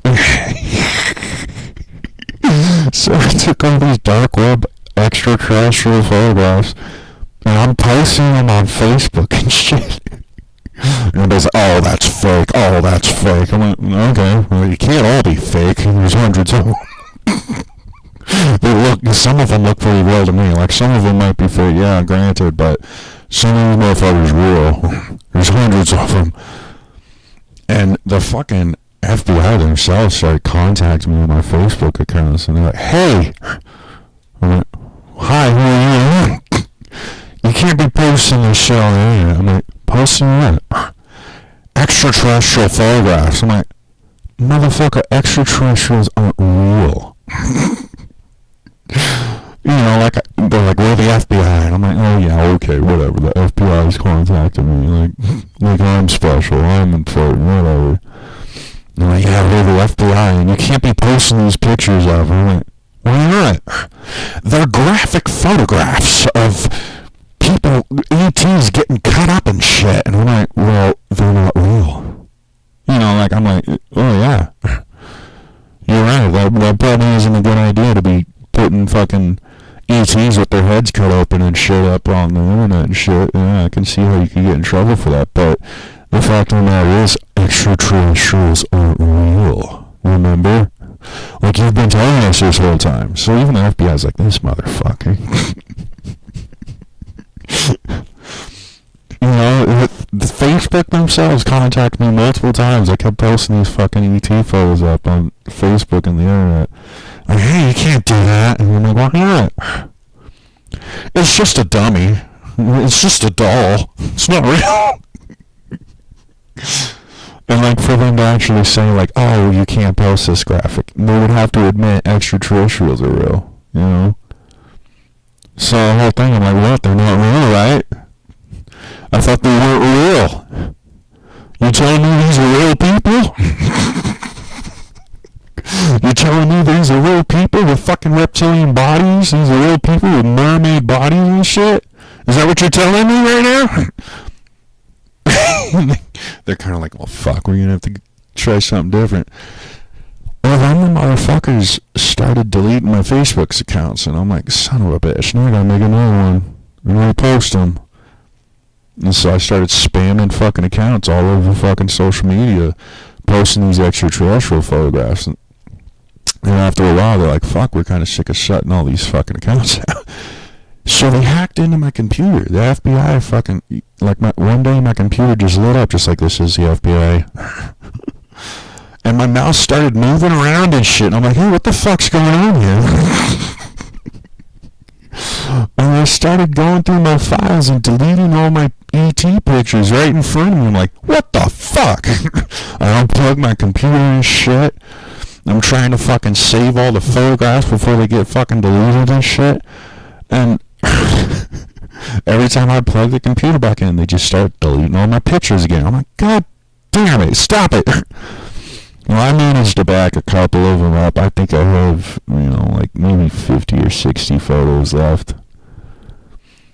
Maybe less than that. There might be 30 photos left, but I had hundreds of them. And I saw them. They were just using my mouse on my screen, going into my files, deleting all my shit. I'm like, what the fuck? Well, I managed to back up a few of them.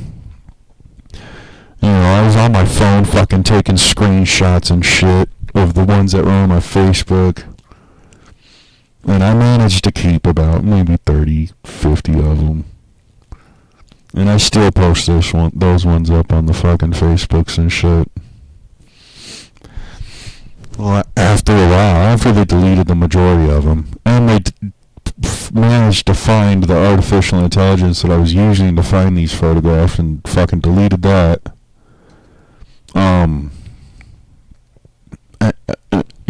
I managed to keep the ones that I could keep, and I kept posting those. Well, some of those are fake. I did find out that some of those are fake, but some of them aren't anywhere else on the internet. Like my favorite one of the E.T. laying on his side with the top of his head cut open, like that. There's not a copy of that one anywhere else on the internet. And also, it is the most realistic photograph you can ever see. I mean, you look into his eyes, and you see shit that you can't just paint on.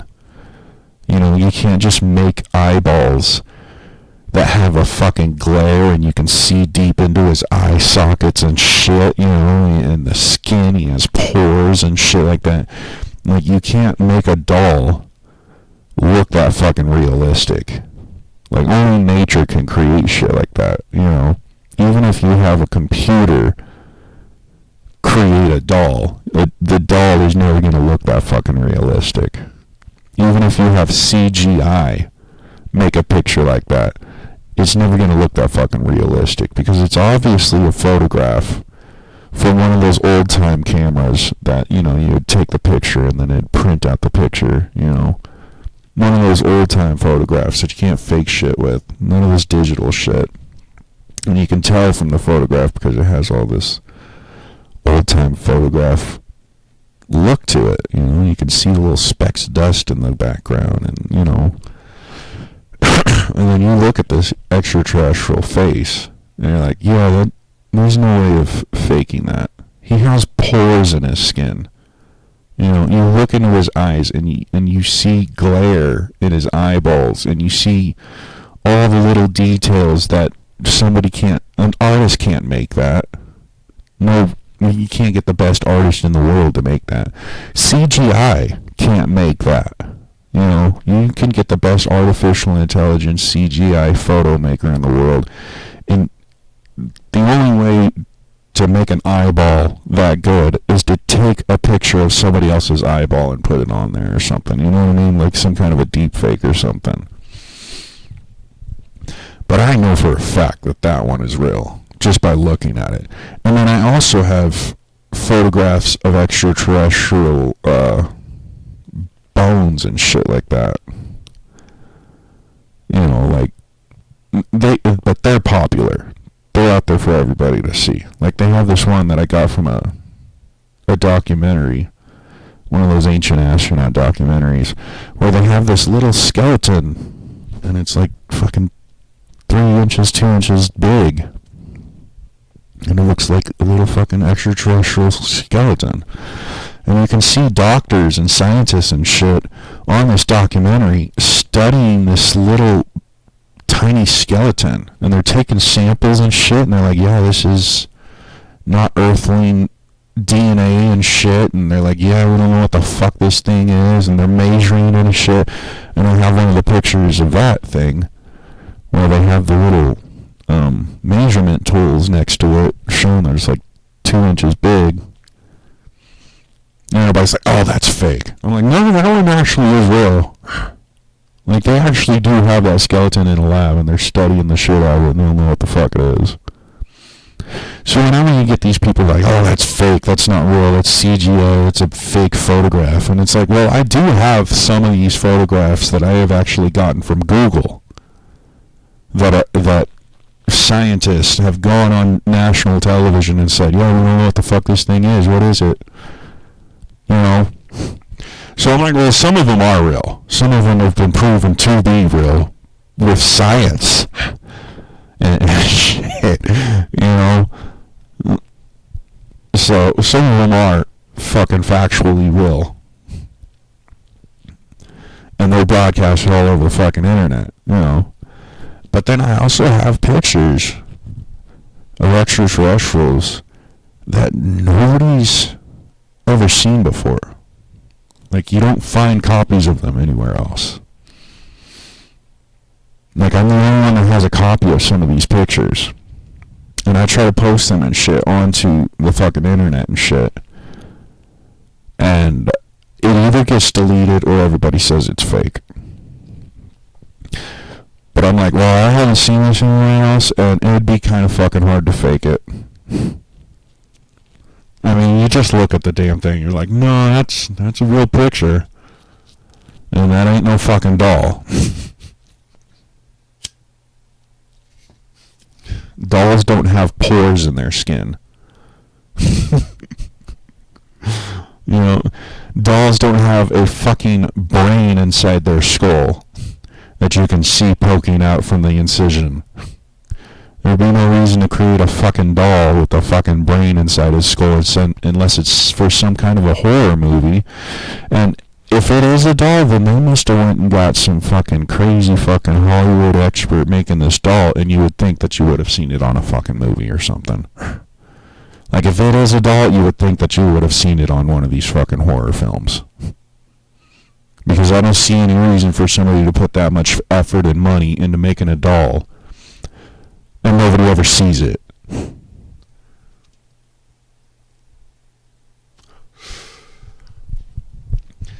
And like, so and those are all posted on this one Facebook of mine. And they have already tried to delete that Facebook once. You know, the second I start to reach out and try and get people to notice me on social media, just like, hey guys, I got pictures of ETs and shit.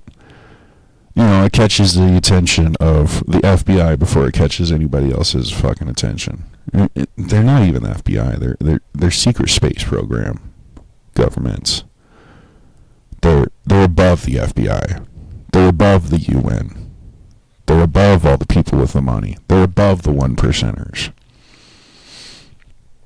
And they're earthling government. They're earthling government that is above all the other governments. And they're secretive about it. Nobody knows about them. Like, if it was Galactic Federation, if it was Milky Way Galaxy government, they wouldn't be as secretive about it. And they wouldn't be doing the shit that SSP is doing. And so that's the reason I know all this shit, because I actually searched for the truth. While everybody else is sleeping, watching TV, getting brainwashed by commercials to go out and buy shit, I was always on the fucking internet trying to figure out the truth. Because I look at this world, I'm like, well, this is all bullshit. This is a goddamn circus. This is all fake. So I go on the fucking internet. I'm like, well, I know the truth is out there somewhere. I know this isn't the fucking truth, so I know it's out there somewhere. So I'd go on the fucking internet and search for the fucking truth since the fucking 90s, since I was a kid and I had my first computer. And that's the only reason I know all this shit. So quite literally, technically, anybody could go on the internet and find the truth. Any Joe can go on Google.com, Google it, do a little bit of fucking research. You know, you take everything with a grain of salt. You know, you start looking at documentaries, you start reading articles, you start talking to people and shit. You take everything with a grain of salt, because some of these people don't know what the fuck they're talking about. Some of these people are misinformants that are specifically put on the internet to misinform you and drive you away from the truth. You know, some of these people are hired by the government, paid by the government, on the government's payroll, and specifically on the internet to tell you lies in order to steer you away from the truth. And then you also got a bunch of people that don't know what the fuck they're talking about. But then you also have a few people and a few fucking facts on the fucking internet. And when you find a truth, when you find a fact, and it's unfathomable, like you think about it, it's unfathomable. You test it scientifically, and it's like, yeah, he was right, you know. It's physically impossible to deny a fact or a truth unless you're not willing to believe it. You're not willing to see it. Like, if you see a fact and a truth and you're just like, oh, I don't want to know about it, I don't want to believe it, you know, you just look away, then yeah, you're never going to know the truth. But if you search and search and search for the truth, and you find a fact, And it's an unfathomable fact. You can even test it yourself and just say, yeah, the motherfucker was right. You know, that's how you find the truth. That's how science is, you know. You don't just take everything you hear and just like, oh, it must be true. The government said it must be true. You know, you got to take everything. You believe nothing that you hear and half of what you see. You know? And you got to take everything with a grain of salt. Because most of the people are lying. Most of the people don't know what the fuck they're talking about. And then the other people are lying. And then you got the few motherfuckers that are actually out there who know the truth and want others to know the truth.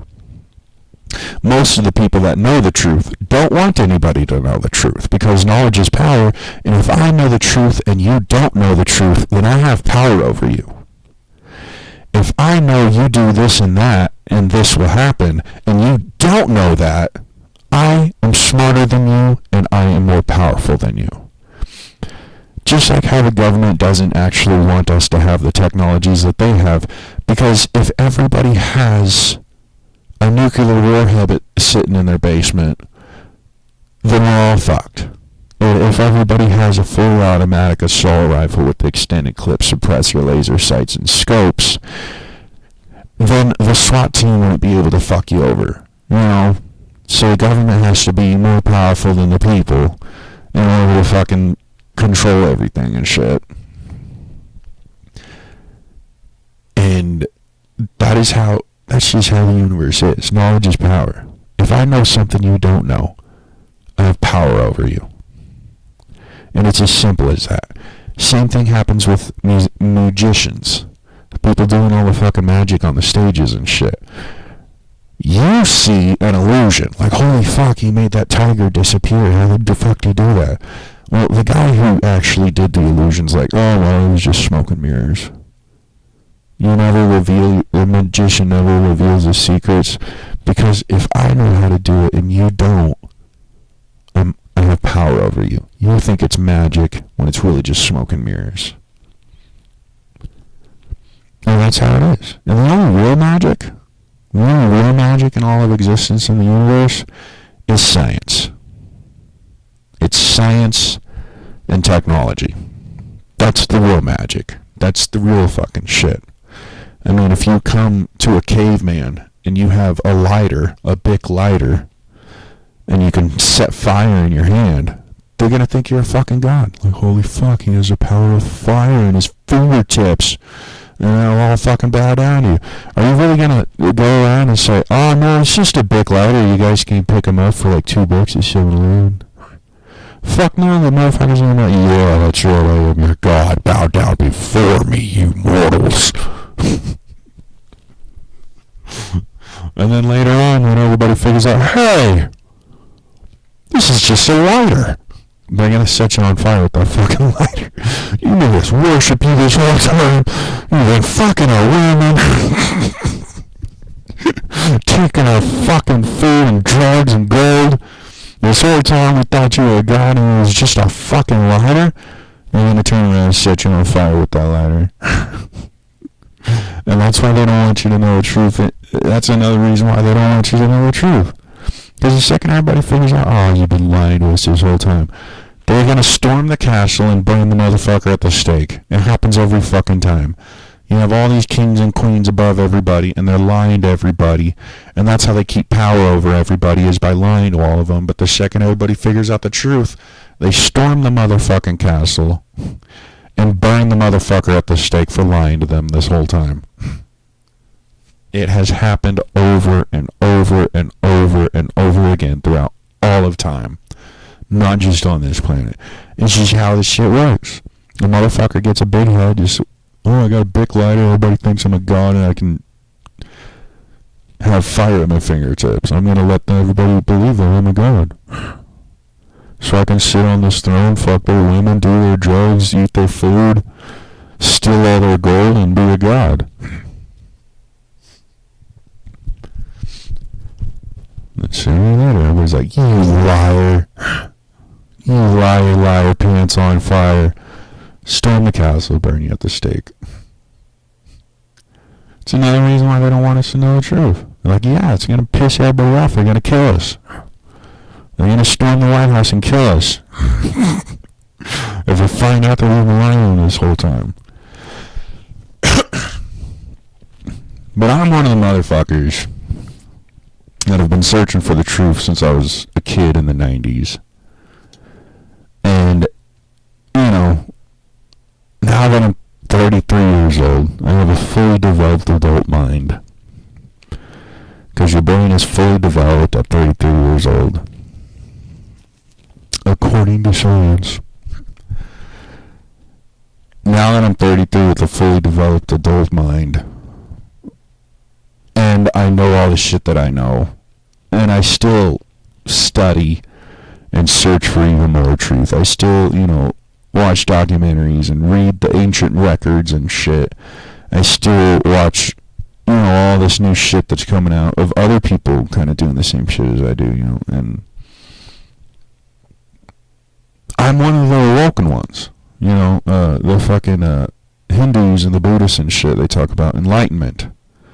When you figure it out, like, and you figure it out, and you're like, I feel so dumb. I should have known that, you know. It's enlightenment. When you figure it out, just like, fuck, we've been lied to. We've been lied to, guys.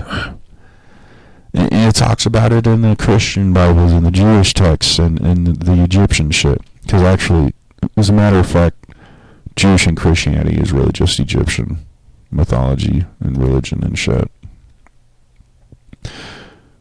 It makes sense. They were slaves by them. The only gods they know are Egyptian gods, and they just changed them a little bit so they'd be Jewish. And then the Christians adopted it after Jesus pretty much collapsed the Roman Empire. You know. But they all fucking talk about it. Even Jesus talked about it. He's like, there's the ones that are awake and the ones that are asleep. There's the ones that are enlightened and the ones that are just dumbasses. And the enlightened ones are going to be the blessed ones and shit. The motherfuckers that go out there seeking the truth. Compared to all the motherfuckers that would rather lie to themselves and lie to each other. About how everything is lollipops and bubble gum and rainbows and puppy dogs and shit. Unicorns and shit. Those are the unenlightened. The dumbasses, the willfully ignorant. You know, they're a bigger problem than the government because they give the government all their power. You know, like it's a new saying that I've come up with. How I will devour a leader, but there's nothing I hate more than a follower. Pretty much, don't be a leader. Don't be a follower. You know, just fucking take care of yourself. You know, just worry about yourself. Be your own savior. You know, decide your own fucking fate. You know, quit following all these leaders and shit, expecting this motherfucker to ever give a fuck about you. And, you know, also stop leading all these dumbass sheep off the cliff, you know. And I post this shit on Facebook. I post this shit on YouTube and all that shit. And, you know, like, my neighbors must think I'm fucking crazy. Because, like, God, he just sits up there all day, every day, just talking to himself. And it's like, actually, I'm not talking to myself. I'm talking to all of you. You know, I'm not talking to myself. I already know this shit. I don't need to tell myself this shit. I already know this shit. I'm trying to tell all of you guys this shit. Because the shit that the way that everything is going now, I hate it. It's stupid. I do not like this shit. This is bullshit. Having a fucking computer that's always fucking loading and it runs on electricity. As fast as the speed of light, but as slow as fucking molasses. Only fucking earthlings can come up with something so fucking stupid. I mean, how do you make the speed of light slow as molasses? Well, leave it up to the clowns of the fucking concrete jungle to figure that out. And I hate how, you know, I fucking money. But yet, that doesn't stop everybody from trying to fucking steal my money. And it's like, well, you're stealing nothing. But that's what money is. It's nothing. It's not real. It's not tangible. That was the whole thing that our founding fathers tried so hard to do.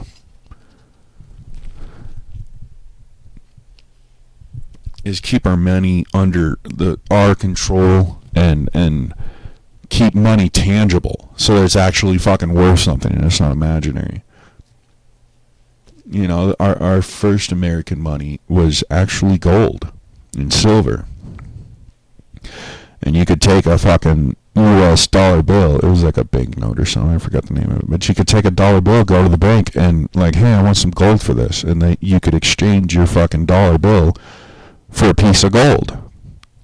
And it had tangible fucking proof of its existence. You know, because like gold is valuable worldwide, even though it's space garbage in the rest of the universe. But it is tangible, physical value.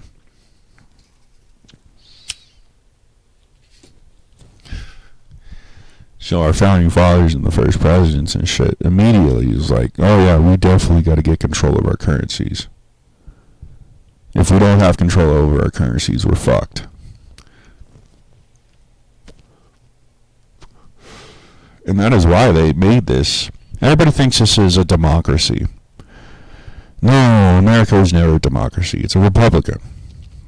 And everybody thinks like, oh, Republican this and Republican and Democrat's the same fucking thing. They just split it into two different names just to confuse the fuck out of everybody and divide and conquer. But our founding fathers, George Washington and all those motherfuckers, created this country as a Republican capitalist society. You know, they thought like, oh yeah, democracy might be a good idea, like everybody has, you know, and the people have the control and shit, and then they look at the people and they're running around doing all the stupid shit that they're doing, right? You know what, that might actually not be a good idea, because do we really want these people in power? They're idiots. They're willfully ignorant. They're asleep. They're sheeple. Yeah, we don't really want them to have all the power. So they backtracked a little bit and said, okay, money controls everything. We'll control the money.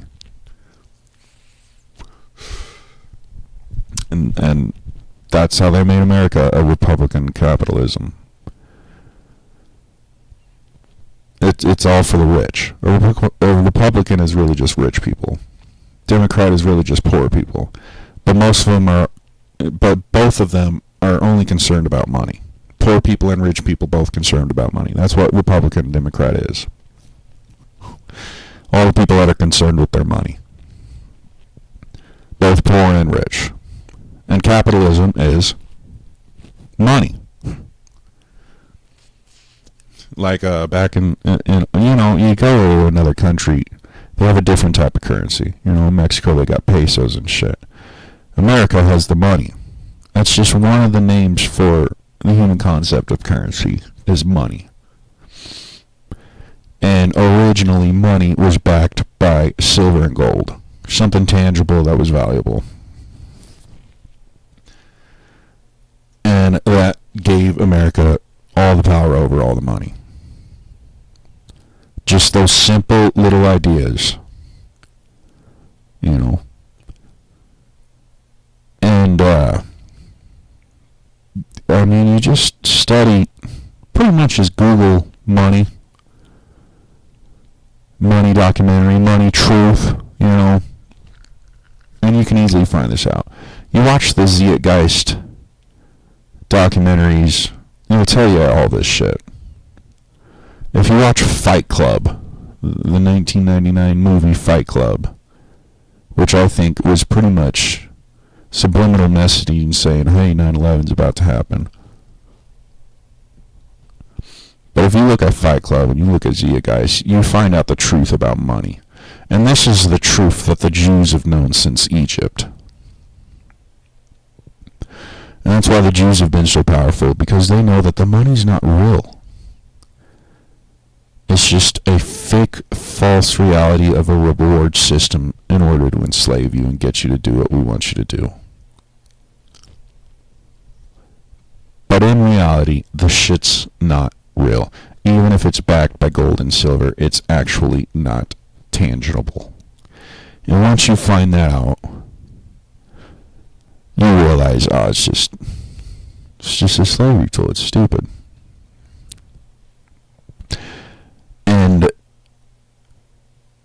it makes you powerful, because knowledge is powerful. Like I was saying before, is once you realize that the money is quite literally stupid, and you stop worrying about the money,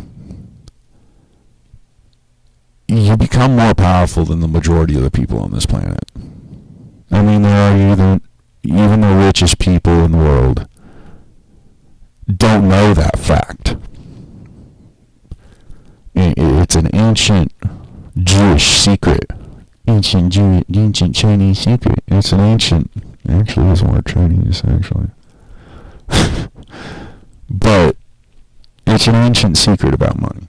And all the motherfuckers that know the truth about money is, oh, money's stupid, it's not real, it's just bullshit. You are more powerful. You have more power over all the other motherfuckers that think money is the meaning of life. Can't do anything without money. Gotta pay bills, gotta pay taxes, gotta be rich in order to be happy, all that shit. All those motherfuckers that fallen into the lies of monopoly are powerless compared to the motherfuckers that know for a fact, yeah, money's bullshit. It's just bullshit. You're chasing a carrot that you're never gonna get. You're never gonna be rich. No matter how many billions and trillions of dollars you have, it's not real. And the harder you work to get those billions and trillions of dollars, the less money you're actually going to make. And as a matter of fact, the richest motherfuckers like Elon Musk and Bill Gates and all those rich motherfuckers and shit, you know, they have a net worth. Well, net worth is actually debt. The debt that you've created on the internet.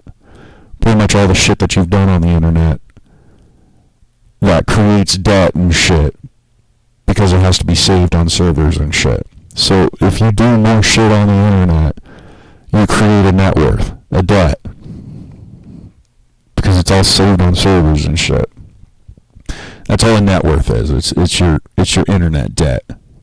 Everybody's like, oh, they got a net worth of this and that. And it's like, well, it's just because they have a bunch of shit on the internet. That's all that means. They have billions of dollars worth of shit on the internet. That's all it means. They don't actually get access to that net worth. That's just all the shit that's saved on servers, and everybody's in debt because it's saved on the servers. And then you see all these billionaires and trillionaires and shit, and like, oh, they got billions of dollars and shit. In their companies, maybe. But they don't have access to those billions and billions of dollars. The motherfucker's not actually rich. He can't just walk up to the bank and say, yeah, give me billions and billions of dollars in cash. Like, you can't, these rich people and shit, and they're also not the richest people. The richest people don't want anybody to know that they're the richest people.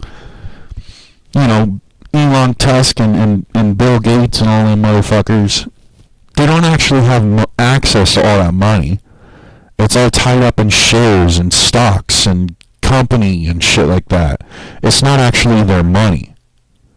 Like, sure, their name might be on it in a way, but it actually belongs to the company in order to pay all the motherfuckers that are working for the company and pay for all the tools and requirements and shit for the company to run. So everybody's like, oh, he's a billionaire, oh, he's a trillionaire and shit. Well, not actually, no, he's not. His company is. His company's a billionaire. His company's a trillionaire. That motherfucker's just as broke as you and me. That motherfucker has to argue with the banks and Wall Street and all those motherfuckers about getting some of that money. Like, they have to argue with motherfuckers in order to get some of that money. Like they're just as much on the payroll as everybody else working for that company that they may or may not have created or bought out or whatever. They're just as much on the payroll as everybody else. They get just as much of a paycheck as everybody else. They don't get $1 billion paycheck every week. They get just as much money as all the other motherfuckers. I mean, they might get more because you're the boss. But they still get just as much of a paycheck as everybody else. They don't actually have access to all those billions and billions of dollars. It's not actually their money. They have to go argue with the banks, fill out all these paperwork, hire lawyers and shit in order to get some of that money. And actually everything that they buy with that money actually isn't their stuff. It's technically the bank's stuff and the corporation stuff. So when they're driving around in Mercedes-Benz and fucking Lamborghinis and shit, it's not actually their Lamborghini. They're just borrowing it. They're renting it. And that's what nobody understands about this money. Money is debt. You know, so's the Z guys and shit. Money is debt. You know, back in early America, money was gold and silver. Well, now money is debt. Pretty much the banks own all of your shit, including you. And you just get a little bit off the top for it. So, like, I bought this computer with the credit card. And then I paid off that credit card. But all my money comes from Social Security income, government income. So it's actually government money that's buying all this shit in the first place. No, it's the same thing as if you go to work. If you go to work and they give you your paycheck, that paycheck isn't actually your money. That's just so that you can go pay your taxes and your bills. Pretty much, we give you this paycheck and we're expecting it back with interest. Thanks for all the work that you did. Here's some money that you can borrow. So that you can go home, eat, get some sleep, and come back and be our slave. Don't forget to pay your taxes. So all the money is borrowed money. All the money is debt.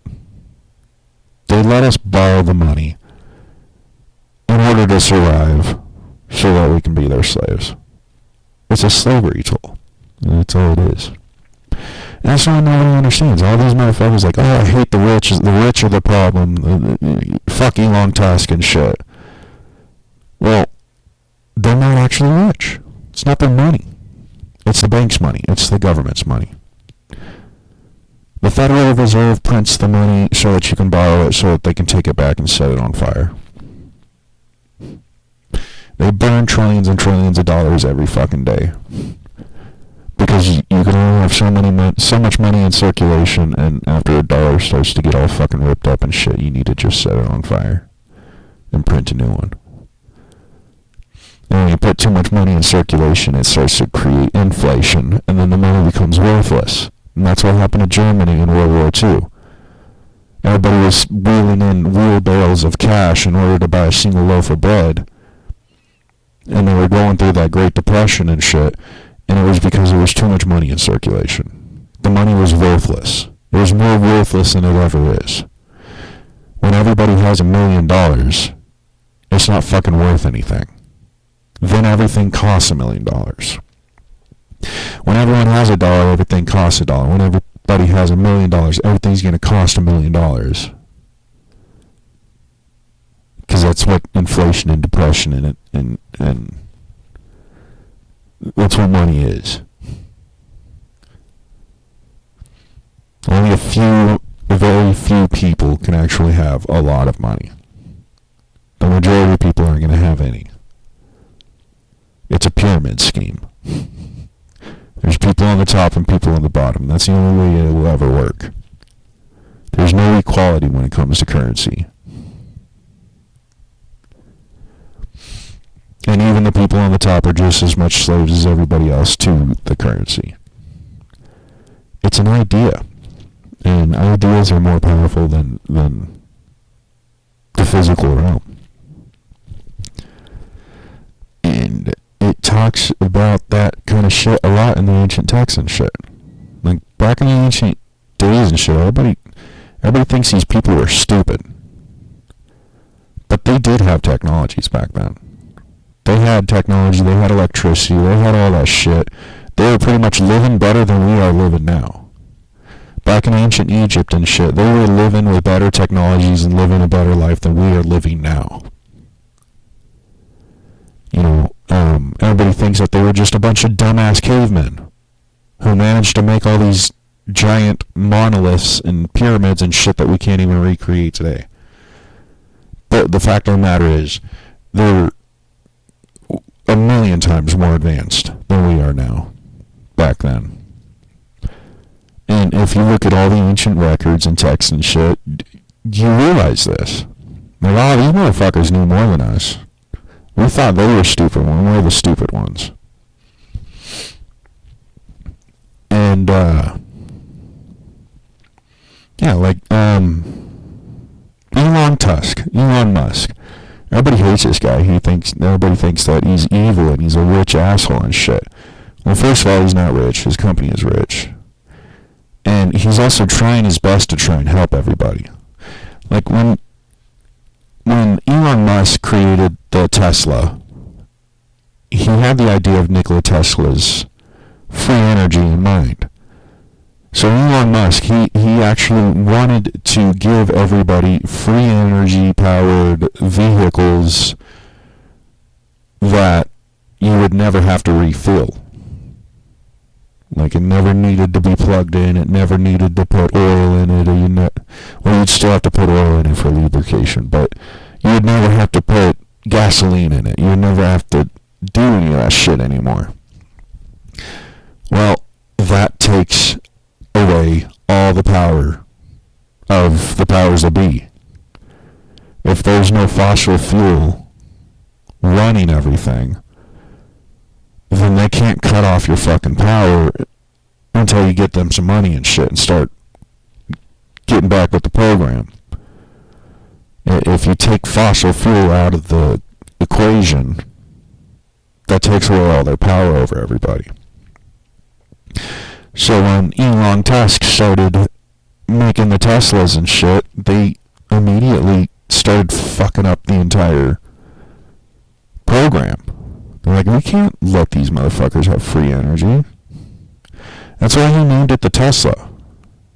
Nikola Tesla, the scientist, not the car, he started studying the ancient Egyptians and shit, and he started studying these giant pyramids, and he's like, what the fuck are these things for, you know? Well, Nikola Tesla pretty much rediscovered, he didn't invent it, he didn't discover it, he rediscovered it. He rediscovered shit that the ancients already had. And he's like, oh, well, their shit's a lot better than our shit, I should probably give this to my people. And Nikola Tesla rediscovered all this ancient technologies and shit and just wanted to give it all to us for free. He didn't want to patent it. He didn't want to get rich and famous from it. Nikola Tesla literally wanted to give us all the technologies that the ancients had for free so that we could be just as advanced as our ancient ancestors were. Well, that threatens the power structure. You know, when everybody knows the truth, it threatens the power structure, like I was saying before. If I know something you don't know, I have power over you. Well, if you find out what I know, I no longer have power over you. If everybody finds out that fossil fuel is nothing but the planet's core's bloodline, and the planet needs all that fossil fuel oil in order for the core to keep burning and shit, because this planet's just as much of a machine as your computer is, and it needs that oil to keep the core burning and keep everything running properly and shit, so that we have our fucking gravitational pull around the sun properly and everything's spinning correctly. If everybody finds out, oh, we've been taking the planet's blood out of its veins and pumping it into the air just so that the rich people can be rich and have power over us, nobody's going to get pissed off and fuck everything up. And the power structure will collapse. And there'll be chaos and all that shit. So when Nikola Tesla was like, hey guys, we could give everybody free electricity wirelessly worldwide for free. Free energy. Well, that's when J.P. Morgan started getting involved. And J.P. Morgan is rich because of his father and great-grandfather in Egypt, in Africa, who were running the coal mines and shit. So coal makes diamonds, and they were running the coal mines, and they became rich from coal and diamonds from Africa. And then their son, their great-grandson or whatever, J.P. Morgan, came to America and wanted to continue getting rich and shit. How do I get rich in America? We got rich in Egypt and Africa and shit. How do I get rich in America? And he first started with his father's business of transporting coal all over the fucking place for people to burn. Well, then he had to figure out, well, how the fuck am I going to transfer this shit around? And J.P. Morgan enslaved the Asians in America to create the railroads. Like, everybody thinks that the blacks were the only slaves, but they weren't. The Japanese were enslaved. The Native Americans were enslaved. Pretty much everybody was fucking enslaved. And also, everybody thinks that white people were never enslaved. Well, technically, we're all slaves. Just some with more power than others. Even the motherfuckers at the top of the pyramids are just as much slaves as us at the bottom. Like, the people at the top, they don't actually make the decisions. They're told what to do. But people above them, it's just a long line of assholes above everybody. But J.P. Morgan enslaved the Asians to build the railroads. And he was paying these motherfuckers, like, 2 cents an hour. You know, like a couple dollars a week or something like that. And these Asians weren't even making enough money to really live. Like, they didn't have any food, really. They had to go around hunting in their surroundings and hustling and doing all this shit just in order to eat while they're living in tents and living in the mud and shit and building these railroads all over the country. They're picking up these giant fucking metal beams and putting them on pieces of wood and pounding stakes into the ground for miles upon miles all over the fucking country. Building bridges over lakes and shit and digging tunnels through fucking mountains and shit just so that these trains can go around. Meanwhile, J.P. Morgan's sitting in the train, you know, completely luxurious fucking train, more luxurious than the trains we have today. You know, sipping on his expensive alcohol and collecting all the money, throwing a couple pennies at the train and saying, okay, build me another couple feet so I can go further.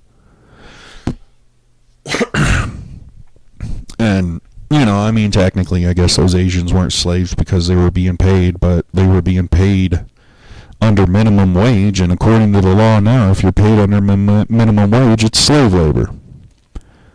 If you're paid under minimum wage, it's slave labor, and that's according to the law. I guess technically, if you're not paid, if you get paid, you're not a slave.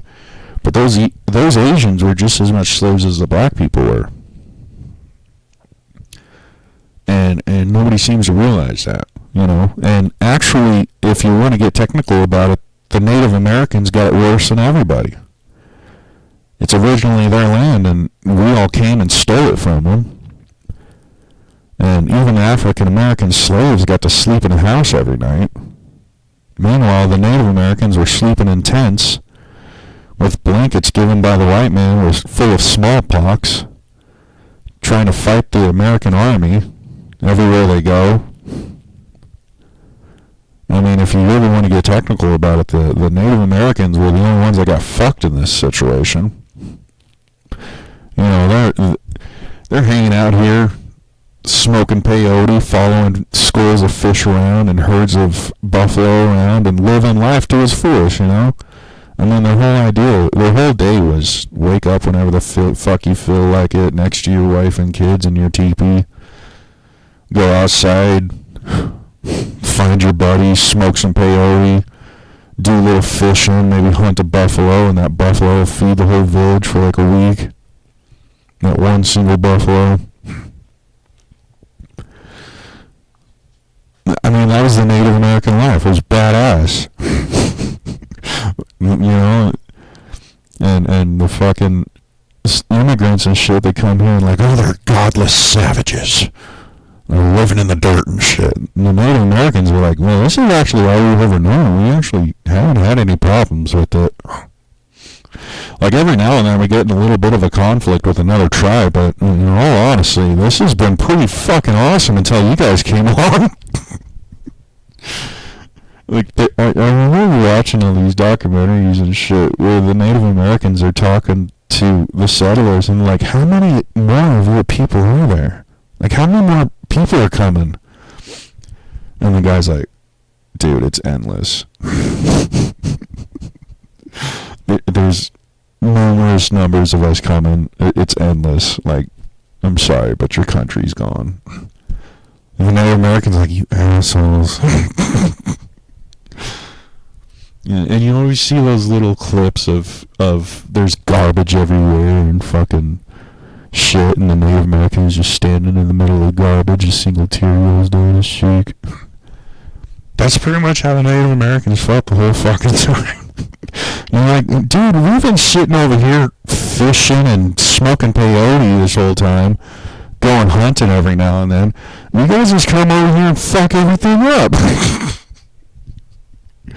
You white devils need to get the fuck out of here. This is our land. We were here first. And pretty much the settlers just kind of like, well, it's ours now. We're trying to get away from the queen. It's like, well, fuck, don't bring her over here. Like, we're trying to get away from our shitty lifestyle on the other side of the pond. It's like, well, why are you bringing it over here and fucking our shit up? We had it good. We had it going good for us here. We were having a good time. Just sitting around fishing and smoking peyote all day, and you guys just come over here and fuck it all up. Yeah, the Native Americans never got paid for their land. And so, I just see it kind of funny how these African Americans are always, complaining about their couple 100 years of slavery. And it's like, well, we've all been slaves, man.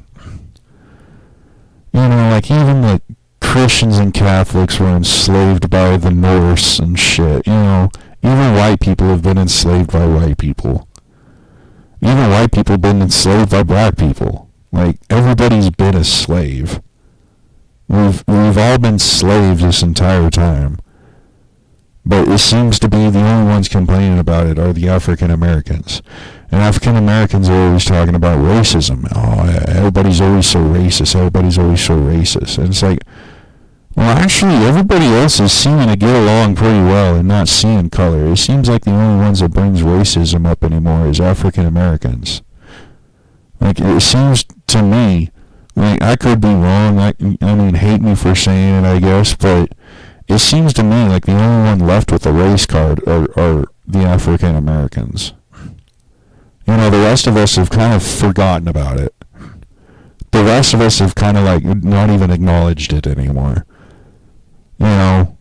Nowadays, a brown person walks up to a yellow person and a red person, and the white person comes in, and they all just hang out and start drinking and smoking weed and shit. It seems like the only people that have a problem with racism and have a race card anymore are the African Americans. And they're always complaining about, their 100 years of slavery of, picking cotton and shit. And it's like, well, we've all been slaves, man. All of us. The Jews were the first ones. And, Asians have been enslaved. Mexicans have been enslaved. Mexicans are the slaves now. You know, Mexicans are the slave of America now. Nobody seems to acknowledge that. You know, these Latinos and stuff, these Spanish and Mexicans, they're the ones digging all the ditches. They're the ones cutting all the grass. They're the ones doing all the work that nobody else wants to do. And they're getting paid a fraction of the money that everybody else is getting paid. And their whole family is living in one house. And they're all fighting over a tortilla. And they're waking up early in the morning, going out there digging our ditches, cutting our grass for a fraction of the pay. And nobody seems to realize it. Like, they're still slaves. Like, they're still slaves to this day, and none of them are black. You know? So it just, I mean, like, it's a touchy subject. And you can't talk about it with an African American around. Because they're going to start getting pissed off. Start feeling entitled and start throwing out their race card. And it's like, well, the Mexicans are the slaves now, so what do you have to say to them? You know? And like, you even look at Dave Chappelle and it's like, oh, well, the Mexicans are just like us. Mexicans are, you know, they're just like us. And you're right, you're absolutely right. But so are the Native Americans. And so are the Asians. And so are the Jews. And so are the Christians. We've all been slaves. And we're all slaves to the almighty dollar. And that's how it's been since Egypt. And we don't really have any records of any civilizations before Egypt because of the Great Flood and all that other shit. The only real records of before Egypt times, Asia was an empire before Egypt, so I guess the oldest records we have are Asian. And it's all turned into mythology and religion. But the fact of the matter is, when all that shit was written down, it was facts, and it was happening. They just couldn't understand it, and they were just as dumb as we are when it comes to the truth, you know. But yeah, I mean, all these problems that I see in the world are so easily solved with a little common sense. You know, racism and war and famine and pestilence and death and disease and suffering and human trafficking and all this heinous, horrible shit that's going on all over the world that the majority of people choose not to think about and choose to ignore as they're willfully ignorant, which ends up giving all of that shit power. You know, it's all easily solved with just a little common sense. I mean, all you have to really do is open your eyes a little bit and look at it. Actually look at it. You know, not just see a glimpse of it and just look away and like, oh, I can't look at it. It's not true. It's science fiction. It's fake. I don't believe it. I mean, if you actually just look at what's in front of you with your eyes open, process the shit in your brain and like, oh, you know, that's stupid. Easily solvable. And, you know, the whole thing about racism is, we're all earthlings. We all bleed the same red blood. And we're not the only people in the universe. We're not the only people in existence. I mean, how well is racism going to work when the extraterrestrials start coming out in the open? You know? When you start seeing green-skinned people, how is this racism shit really going to work? And I'm not saying it's going to die. What I'm saying is it's probably going to get fucking worse. It's going to stop being about black, white, yellow, brown. It's going to start being black, white, yellow, brown, green, blue. You know, we're going to start being racist against the green-skinned people. We're going to start being racist against the blue-skinned people and shit. And that's what I kind of fear. And the only thing that would end the racism is just a little common sense. You're just as much of a person as that God. You're just as much of a person as that extraterrestrial, you're no better than them. You're not better than anybody. And that ends in racism. The second you realize, oh, I'm not better than anybody. In fact, I'm probably worse than everybody. The second you realize that, your racism and your race card doesn't seem to mean much to anybody, does it? Regardless of what you and your ancestors have gone through, it's hard all around. You know, like, everybody's hating on the Christians right now a lot. The Christians and the Catholic religions, the whole Jesus believers and stuff. Everybody's hating on them hard, which is actually written in the Bible that would happen, you know. And everybody's, oh, they did the Crusades, and oh, they've done this, and all the Catholic churches fucked every kid, and all this shit, and it's like, well, what makes all of your other religions so much better? You know? And it's like, oh, the Catholics and the Christians, nothing bad's ever happened to them, they've just gone around doing bad to everybody. And that's not true at all. I mean, at the beginning of the Catholic and the Christians' religions, the only reason the Catholic and Christians' religions work is because of all the hardship and shit that they had to go through in order to keep it. I mean, that's what makes a mythology and a belief into a religion, when people start worshiping and shit. Because when you start to go through hardships for what you believe, it makes it more tangible. It makes it, more worshipable and shit. You know, like all these new religions that are coming out, Scientology and shit like that. Well, none of it's going to mean anything. It's going to be nothing but a cult until they start going through hardships for what they believe. Until they start going through persecution for what they believe. The shit doesn't fucking matter until you go through hardships and persecutions for what you believe. And if you still believe in the shit that you believed after all the hardships and persecution, then it makes it tangible. It gives people a reason to believe it. Like, oh, well, if you're still going to believe it after being fucking crucified, then obviously there's something to it. You know? Like, if we're going to start burning you all at the fucking stake and you're still going to fucking believe it, then obviously there's something to it, and it's not going anywhere. And like I said before, thoughts and beliefs and ideas are more powerful than anything physical. I mean, a single idea can either fuck up or make everything. You know what I mean? And that really is the biggest problem with all this shit, is nobody thinks. Nobody thinks about anything. They let everybody else do the thinking for them. They rely on the government to tell them the truth. They rely on the TV to tell them the truth. When those are the last motherfuckers that are ever going to tell you the truth, because telling you the truth threatens their power structure.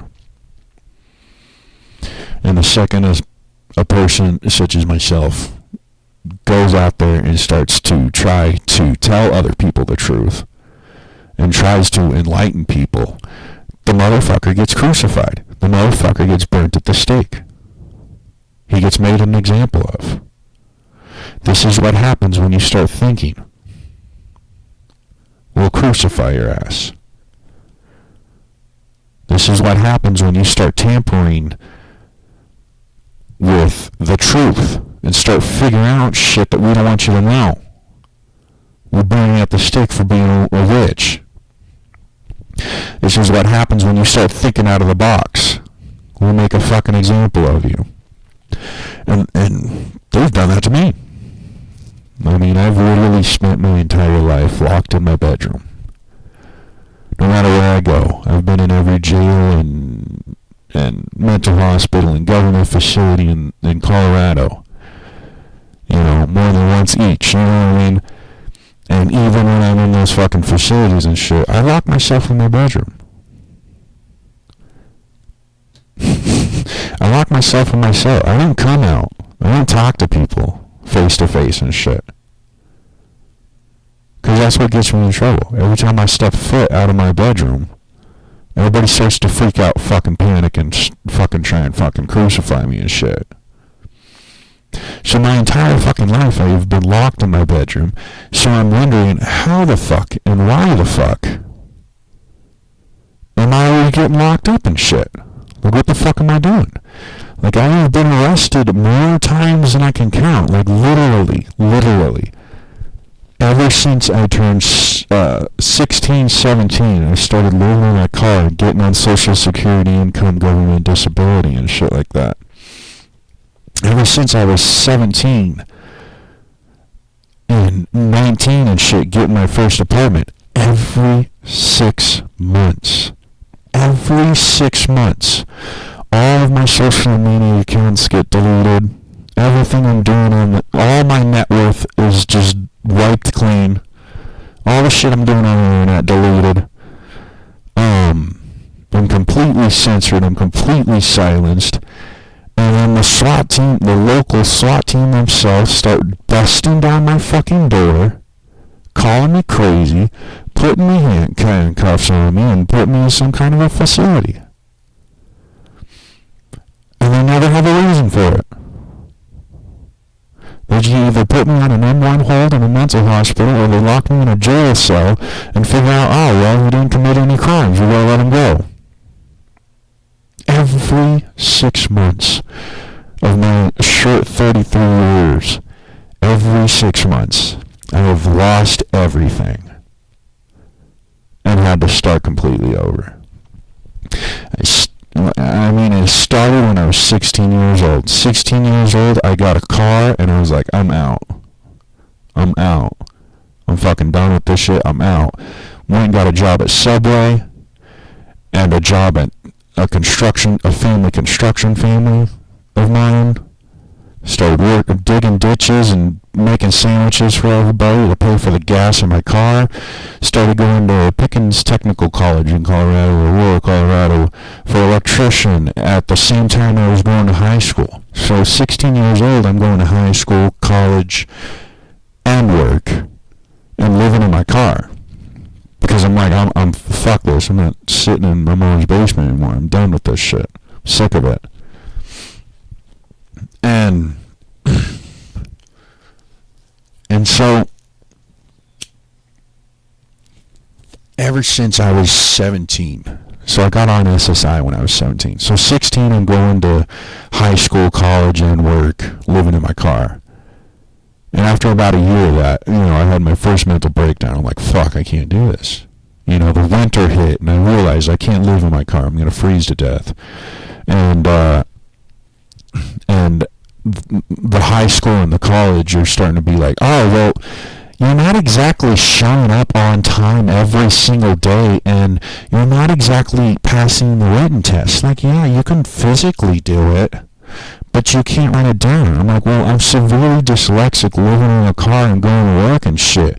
I don't have time to come here every day and listen to you tell me about how Columbus discovered America when I know for a flying fact that motherfucker, all he did was enslave the motherfuckers that already lived here, and he thought it was India. Like, and so every time I'm going to school and shit, and they're blatantly lying to my face, and even as a fucking kid, I'm like, this is bullshit. Columbus didn't discover shit. Columbus was an asshole. And actually, he wasn't even the one that was fucking in charge. There was another captain that did all this shit, and he just took all the credit. He was just the fall guy. He was just the puppet of the whole thing. And all it really was the Queen of England trying to figure out where the fuck this country was that the Norse were getting all their shit from. Because the Norse and the Vikings knew about America before England did. And in England and shit at the time, all this Christian Catholic shit was going on and shit. Well, these Norse Vikings from Russia and shit, they found out, oh, there's a whole other fucking piece of land over here on the other side of the world. And they have a shitload of gold and silver. They have a shitload of gold and silver lying all over the place because, that's how the Mayans and the Native Americans made all their sculptures and shit. All their statues and all their jewelry and shit was all made out of gold and silver because they had a shitload of it. And they didn't even use it as a currency and money. They literally just made it to make shit look pretty. Like, yeah, it's shiny. these Norse Vikings come from fucking Russia and shit, and they find this place. And they're like, holy shit, there's a lot of gold and silver here. And like, holy shit, there's a lot of food here, too. These motherfuckers know how to grow crops and shit. And holy shit, their bitches are pretty fucking hot, too. We're gonna take all this shit. The Native Americans and shit, they're just, walking around with gold statues, fishing, smoking peyote. They see these guys come up on these ships and shit, and they're like, oh, you guys must be gods. What the fuck are you? It's like, yeah, damn right we're gods. Give us all your women, gold, and food. So the Norse Vikings would come to America, take all the American shit, and then go to England and sell all the shit that they stole from the Americans, and then they'd go home. So they'd come fucking rape and pillage a whole bunch of fucking people, sell it to the fucking English, and then they'd go home with all the fucking goods and shit, all the sugar and the rum and the meat and all the shit that they actually need, Meanwhile, the Native Americans are working their ass off, doing crops of corn and shit, making statues out of gold, trying to live a happy life and shit. Vikings just come, fucking take all their shit, go to England, sell all the shit to the Queen of England, and the Queen of England's like, where the fuck are you guys getting all this shit? I don't know about it. Queen of England's like, where the fuck are they getting all this gold and shit? And the Vikings are like, don't worry about it, bitch, just give us our money. Give us our sugar and our meat, and, don't worry about where we got it. It's none of your business. So Queen of England finally fucking hired a bunch of fucking people to go on some ships and like, yeah, go out there and figure out where the hell these Vikings are getting all this shit from. Well, it was actually a different guy. It wasn't even Columbus. It was a different guy that actually went and found America and shit. Realized, holy fuck, there's a bunch of fucking hot bitches and gold over here that are just up for grabs. And he actually, there's actually the Netflix movie Uncharted talks about the guy, how he had 2 ships full of fucking treasures and shit from America. And he traveled around the world and shit. And those 2 ships of treasure just kind of fucking disappeared or whatever and shit. And they made a whole Uncharted movie on Netflix about how they were looking for those 2 ships. It was a pretty good movie. But that was the actual guy that discovered America originally for England. But even before the Vikings, people were coming over to America, raping and pillaging them, taking all their shit and leaving. I mean, that was pretty much the whole fucking native lifestyle. It was like, okay, we're just gonna hang out, smoke some peyote, do some fishing, do some hunting, hang out, grow some crops, make some golden statues and shit. Then all of a sudden, all these motherfuckers just show up out of nowhere, just, oh fuck, they're back. Guys, get the women and the gold ready. Yeah, they're back for more. Yeah, just round up all the women in the gold. Yeah, try and hide your wives. They're back for more of our shit. And that's pretty much how that whole North America, South America lifestyle was. Mayans were a shitload worse than the native North Americans. Mayans were vicious motherfuckers. Like the North Native Americans, they were always worried about the Mayans coming and fucking with them. Meanwhile, the Mayans, they're cutting off heads and rolling down the stairs like fucking bowling alleys and doing all that crazy shit. And the North Native Americans, they were actually pretty fucking peaceful. Never really had much of a fucking problem. The only problem they ever had was people coming and fucking with their shit. All the North Native Americans ever did was just hang out, smoke peyote, fish, go hunting every now and then. And every now and then some motherfucker would just come fuck up their shit. Just like, man, can you guys just leave us alone? We're having fun. Why does everybody keep coming over and taking our shit? Like, you guys need to smoke some Spumoni and chill the fuck out.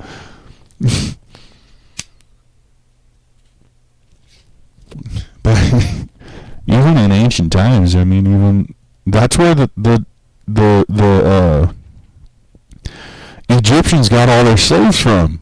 Was from North America and shit. Like, the Egyptians didn't go up to China and steal all their slaves. China was more advanced than them at the time. China had the Great Wall and shit, all that crazy shit that China was going through. So, you know, the Egyptians didn't go up to China to steal all their slaves. It's like, where did the Egyptians get all their slaves?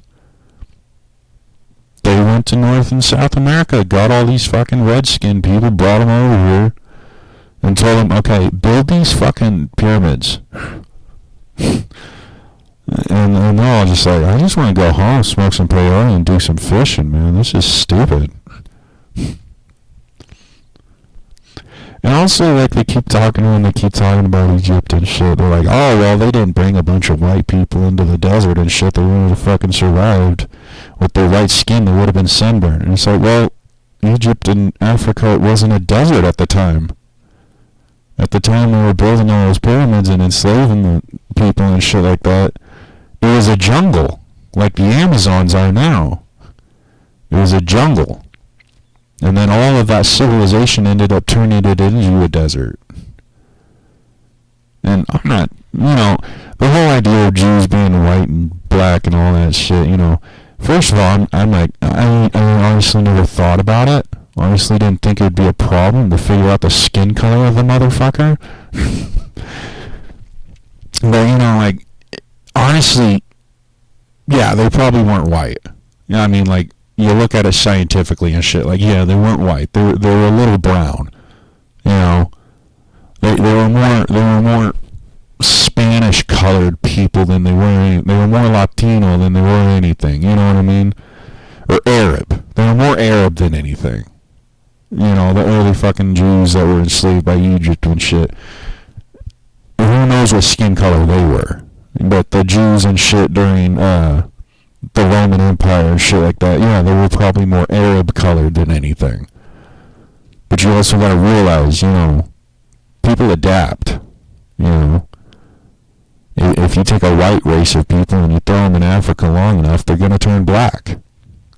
And that's the other thing that I never understood about everybody's racism is like, well, the pigmentation skin color is nothing but how close you are to the sun.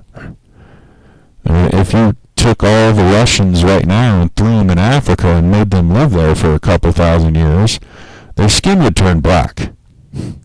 The whites would turn black. And if you take a bunch of black people from Africa and you throw them into Russia where there's nothing but snow, the black people will end up adapting and turning white. So, like, this whole racism shit, it's like, well, it honestly doesn't matter. Because you can turn a black person white and you can turn a white person black, so it obviously doesn't fucking matter. I never fucking understood it. And everybody always talked to me about it and shit. And they're always talking to me about racism and the skin color and shit. I'm like, the pigmentation color of your skin just matters how close you are to the sun. What the fuck else does it matter? Like, white people weren't always white. Black people weren't always black. In fact, the earliest parts of the world, it was all jungle and shit. There was no desert, so there probably wasn't even any black people at first. Because there was no desert in the beginning. It was all jungle. It was all tropical. Our ozone layer was thicker. We had less sunlight. The gravity and temperatures were different. And honestly, there's no way of knowing until we get one of these UFOs and go back in time and see what fucking color their skin is. But in all reality, who cares? You know, and it's just... And the early Jews that were enslaved by the Egyptians obviously came from America. And so technically, I guess the first Jews would have been red-skinned. And there's a lot of this stuff going on and stuff where they're like, red-skinned people are white. I'm like, no. Like, no, it's because the blood shows through your skin. Well, when blood is inside you, it's actually blue, so wouldn't we be blue-skinned? If we're red because of our blood? Because actually the blood that's inside of you is blue. And it only turns red when it hits oxygen and it comes outside of you. So wouldn't white people actually be blue? And it's like, no, actually red-skinned people represented the Native Americans. The North Native Americans. The South Native Americans were more brown. The North Native Americans were more red. And so they're talking about, I mean, there's a lot of studying and stuff from mostly Africans of what their true heritage is and stuff like that, you know. And more power to them, you know. I think we all need to start figuring out where the fuck we came from, which is Mars and the Pleiades star cluster. But in all reality, there probably were no black people at one point. I mean, the black skin pigmentation only comes when in a desert. And at the early stages of Earth, there was no desert. When deserts started popping up and stuff, the people's pigmentation would have to start adapting to the extra sunlight in the desert and shit, which makes your skin turn different colors. It's a natural suntan lotion. You know, everybody that originated in, you know, the Russian areas and stuff where there's just a bunch of snow and barely any sunlight, they get really white because they have no skin. I mean, they have no sun. So the whole racism thing is just extremely fucking stupid to me. And really, racism really only fucking exists in prison anymore. You know, like, nobody else really even thinks about it anymore. But when you're locked up in jail and prison and shit, everybody divides into their skin color. I mean, I've never been to prison. I really have no frame of reference about prison. But that's what I've heard about prison. And I have been to every jail in the state, so I have some kind of a frame of reference. Jail and prison are definitely different, though, from what I hear about prison. And also, every prisoner that I talk to says jail is worse than prison, and prison's better than jail. Because in prison, you get to, like, walk around and do shit, you know. You get more freedom. When you're in jail, you're locked in your fucking cell all the goddamn time. In prison, you get to, you know, go to the cafeteria and eat and shit. You get to go to the library and shit, you know. I mean, that's what I've heard. And I know more about mental hospitals than any of it. And mental hospitals suck. I mean, mental hospitals are worse than jails. Because everybody in there is fucking crazy. So there isn't a single second of peace when you're in these mental hospitals. All these people are having mental fucking breakdowns and shit, and their fucking mind is splitting and shit right in front of you, and they're freaking the fuck out, and they can't control themselves, and nobody else can control them, and mental hospitals are much far worse than prisons and jails as far as I'm concerned. You know, I've been to Fort Logan State Mental Hospital, I've been to Provo State Mental Hospital in Colorado. So I've been to the big state mental hospitals where people will be there for the rest of their life. They got life sentences in a mental hospital, you know. And I've been to pretty much every other little mental hospital, which is, it's kind of like its own fucking judicial system. You know, they got the little mental hospitals, which are like jail. And then they got the state mental hospitals, which are like prisons. And you know, there's murderers in there and shit too. There's criminals and murderers and shit in there too, except they're fucking crazy on top of it. And also, every time I go to one of these fucking mental hospitals, everybody's like, what the fuck are you doing here?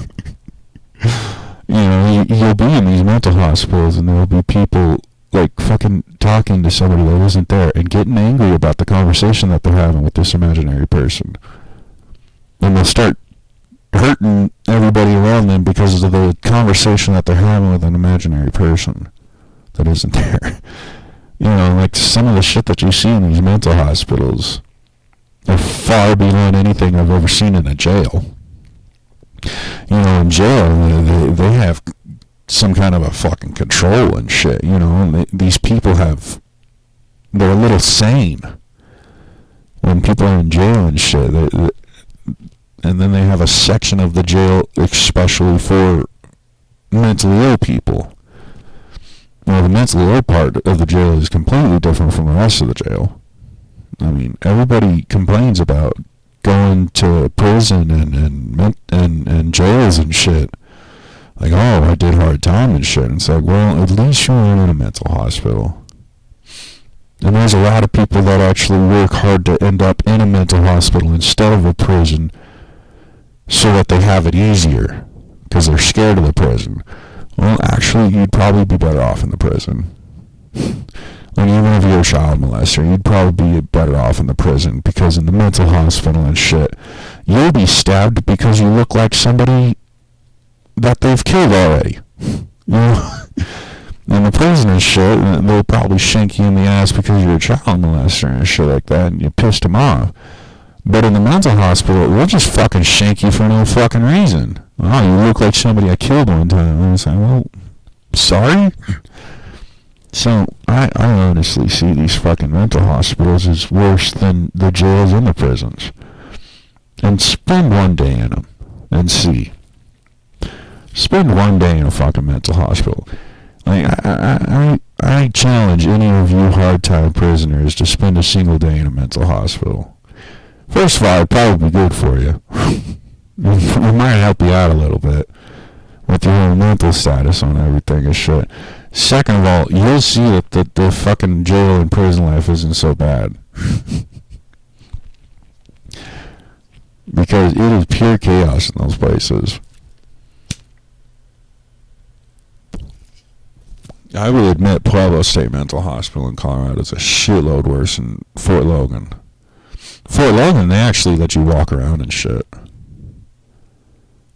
Like in society, like they have field trips that go to like fucking King Soopers and shit, and you can go buy shit with the money that you save up. They have a little job section and shit. You know, they call it work therapy.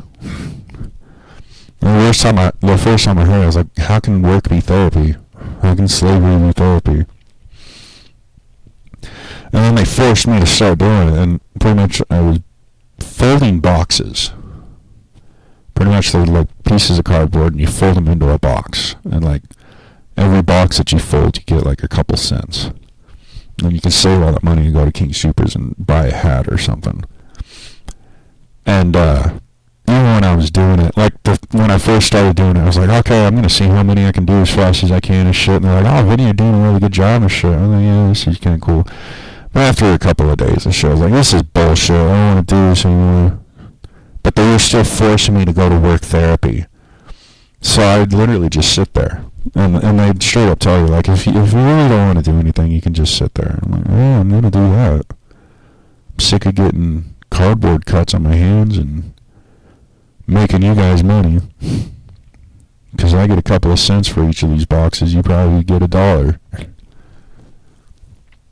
Like, it's a slave labor factory, is what it is. I'm getting paid on a minimum wage. You're getting all the money.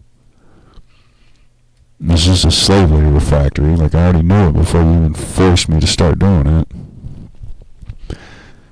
It's a slave labor factory. That's all that is. You're using crazy people for slave labor. So I just started sitting there. I'd have to wake up early in the fucking day, go down to the box factory, and fucking just sit there. I'd be so pissed off too. Just sit there, just like, this chair's uncomfortable. I want to go back to bed. It's an uncomfortable chair to sit in all day. Go get me a computer chair, Sean. This is stupid. After a while, they pretty much let me quit. Because I was like, yeah, I'm not doing this. This is bullshit. And I also started pissing off all the other crazy people. Like, Vinny, you have to make boxes while you're here. Motherfucker, this is a slave labor factory. I'm not doing this. All the other crazy people, but, hey, you're right, this is, I'm not your slave. And he would don't freak. Vinny, shut up. Man, don't fuck with me. I'll preach the fucking truth every fucking second. You can shut me up when I'm dead, man. I'm not shutting up. My big mouth is open and there's nothing you can do about it. Freedom of speech, fuck you.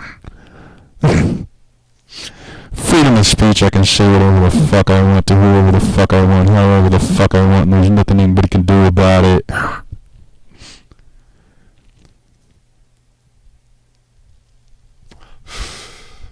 And that really is all that. It's why I get in all the trouble that I get in. That's why they lock me up every 6 months. That's why they take away my apartment every 6 months. And that's why they take away my car and everything that I own. Every 6 months, I have to start completely over. Every 6 months, they lock me up, take all my shit away, throw me back out on the streets, and I have to start completely over. And then I'll be back out on the fucking streets, homeless again. Just like, yeah, this old chestnut, yeah, okay. Gotta go find somewhere to live, because it snows here.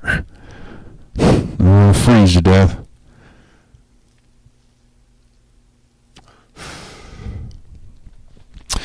But that has been my life. Every 6 months, they lock me up.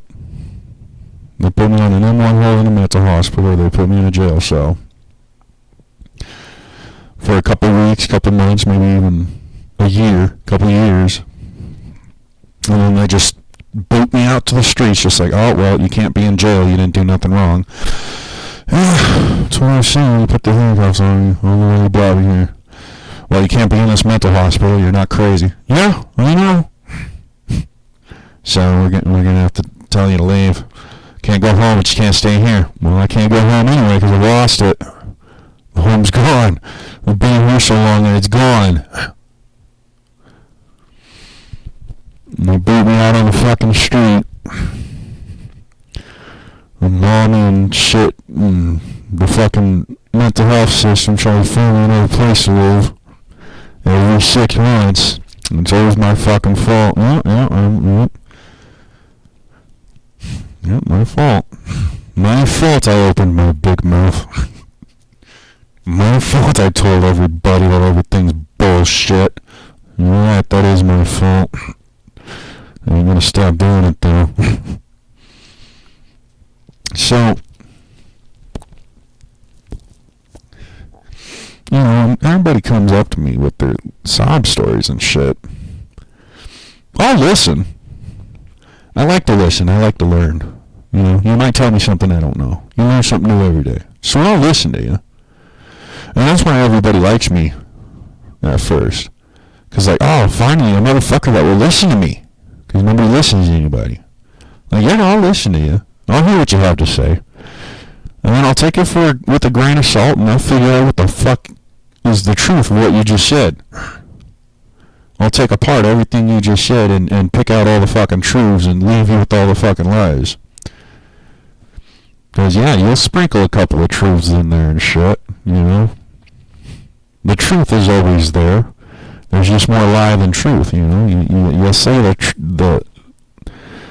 say the lies and you sprinkle it with a little bit of truth so it's believable. You know, that's how it works. So, when people come to me with their sob stories and stuff, like, yeah, I'll listen, and I'll hear you, and I'll say I'm sorry that happened for you, it's fucked up, and it'll be true, you know.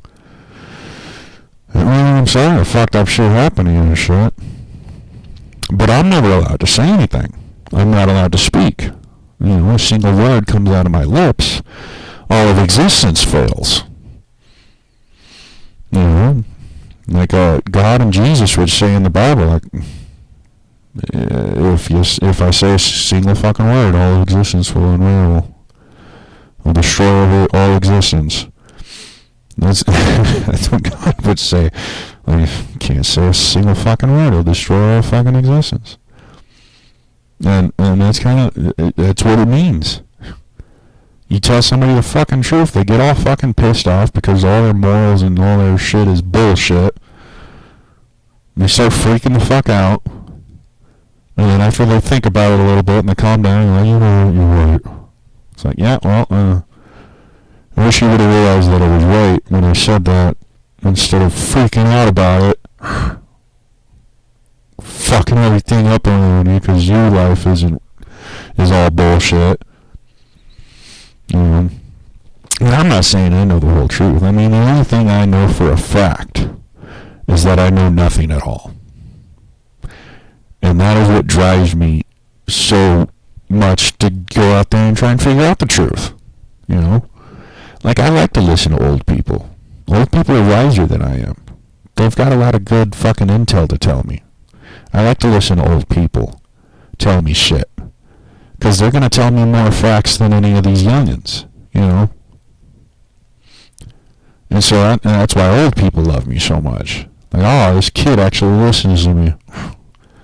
That's how I was ever since I was a little kid. I would actually listen to the old people, you know. I would have the adults and shit that were looking over me and shit. But at the time, they were 30, and I was 6. So I'd still be, like, taking their shit with a grain of salt. Like, most of what you see is bullshit, and I don't think you know what you're talking about.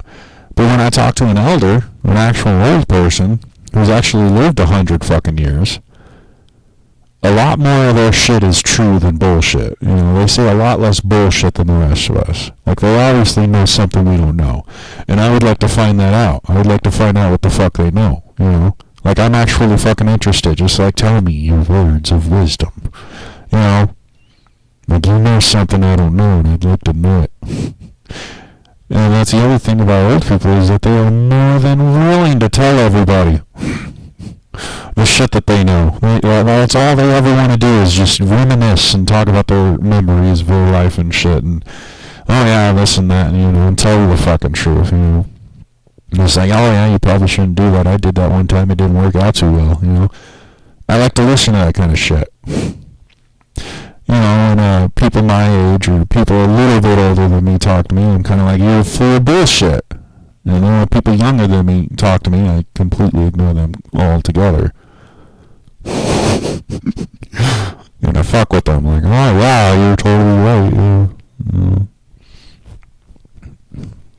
Yeah. But that's why old people always like me. You know, that's why the teachers always liked me in school. You know, I was always sent to the principal's office. I was always fucking in trouble and shit, but the teachers always liked me more than the rest of the kids, because I'd fucking listen to them. I listen to people. It's a pretty good gift, you know. It's a pretty damn good gift to actually fucking listen for a change, you know. But then when I try to put my 2 cents on shit, nobody wants to hear any of it. Nobody wants to listen to a single syllable I have to fucking say, ever. I'm not allowed to talk. I am legally not allowed to talk. I'm legally bound to shut the fuck up. You know, when I'm in these facilities and shit, I can start a fucking riot with a couple of words. You know, and they fucking hate me. They throw me in a cell. They put me away from the rest of everybody. They separate me from everybody when I'm in these facilities. I'm always the one strapped down to a fucking table or some shit, or strapped down to a fucking chair in a fucking cell all by myself and shit, because they don't want me fucking talking to anybody. Because if I tell everybody, hey man, this is bullshit, and we could all easily get the fuck out of here if we all joined together, they don't want me to tell anybody that shit. It's like, hey, this facility can't fucking hold all of us. They don't want anybody to know about that shit, so they lock me up, they tie me to a fucking chair or a table, and they put me in a cell. Shut me the fuck up. Pump me full of fucking drugs and chemicals and shit. Shut me the fuck up. And it's the same way in the real world. Even when I'm in the real world, I'm locked in my fucking bedroom. Like, I'm living in a fucking 1-bedroom apartment, and I have to be locked in my fucking bedroom. Because if anybody hears a single fucking syllable I ever fucking say, everybody's gonna freak out, man.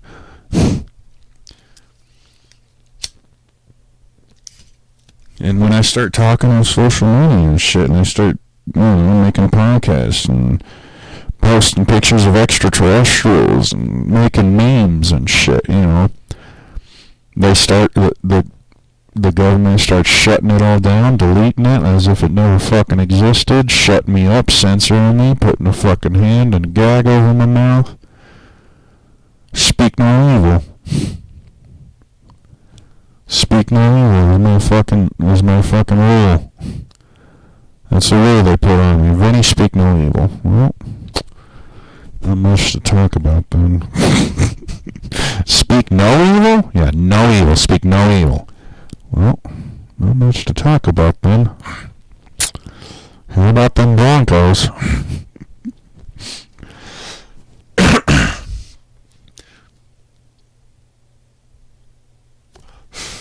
Speak no evil, hear no evil, see no evil.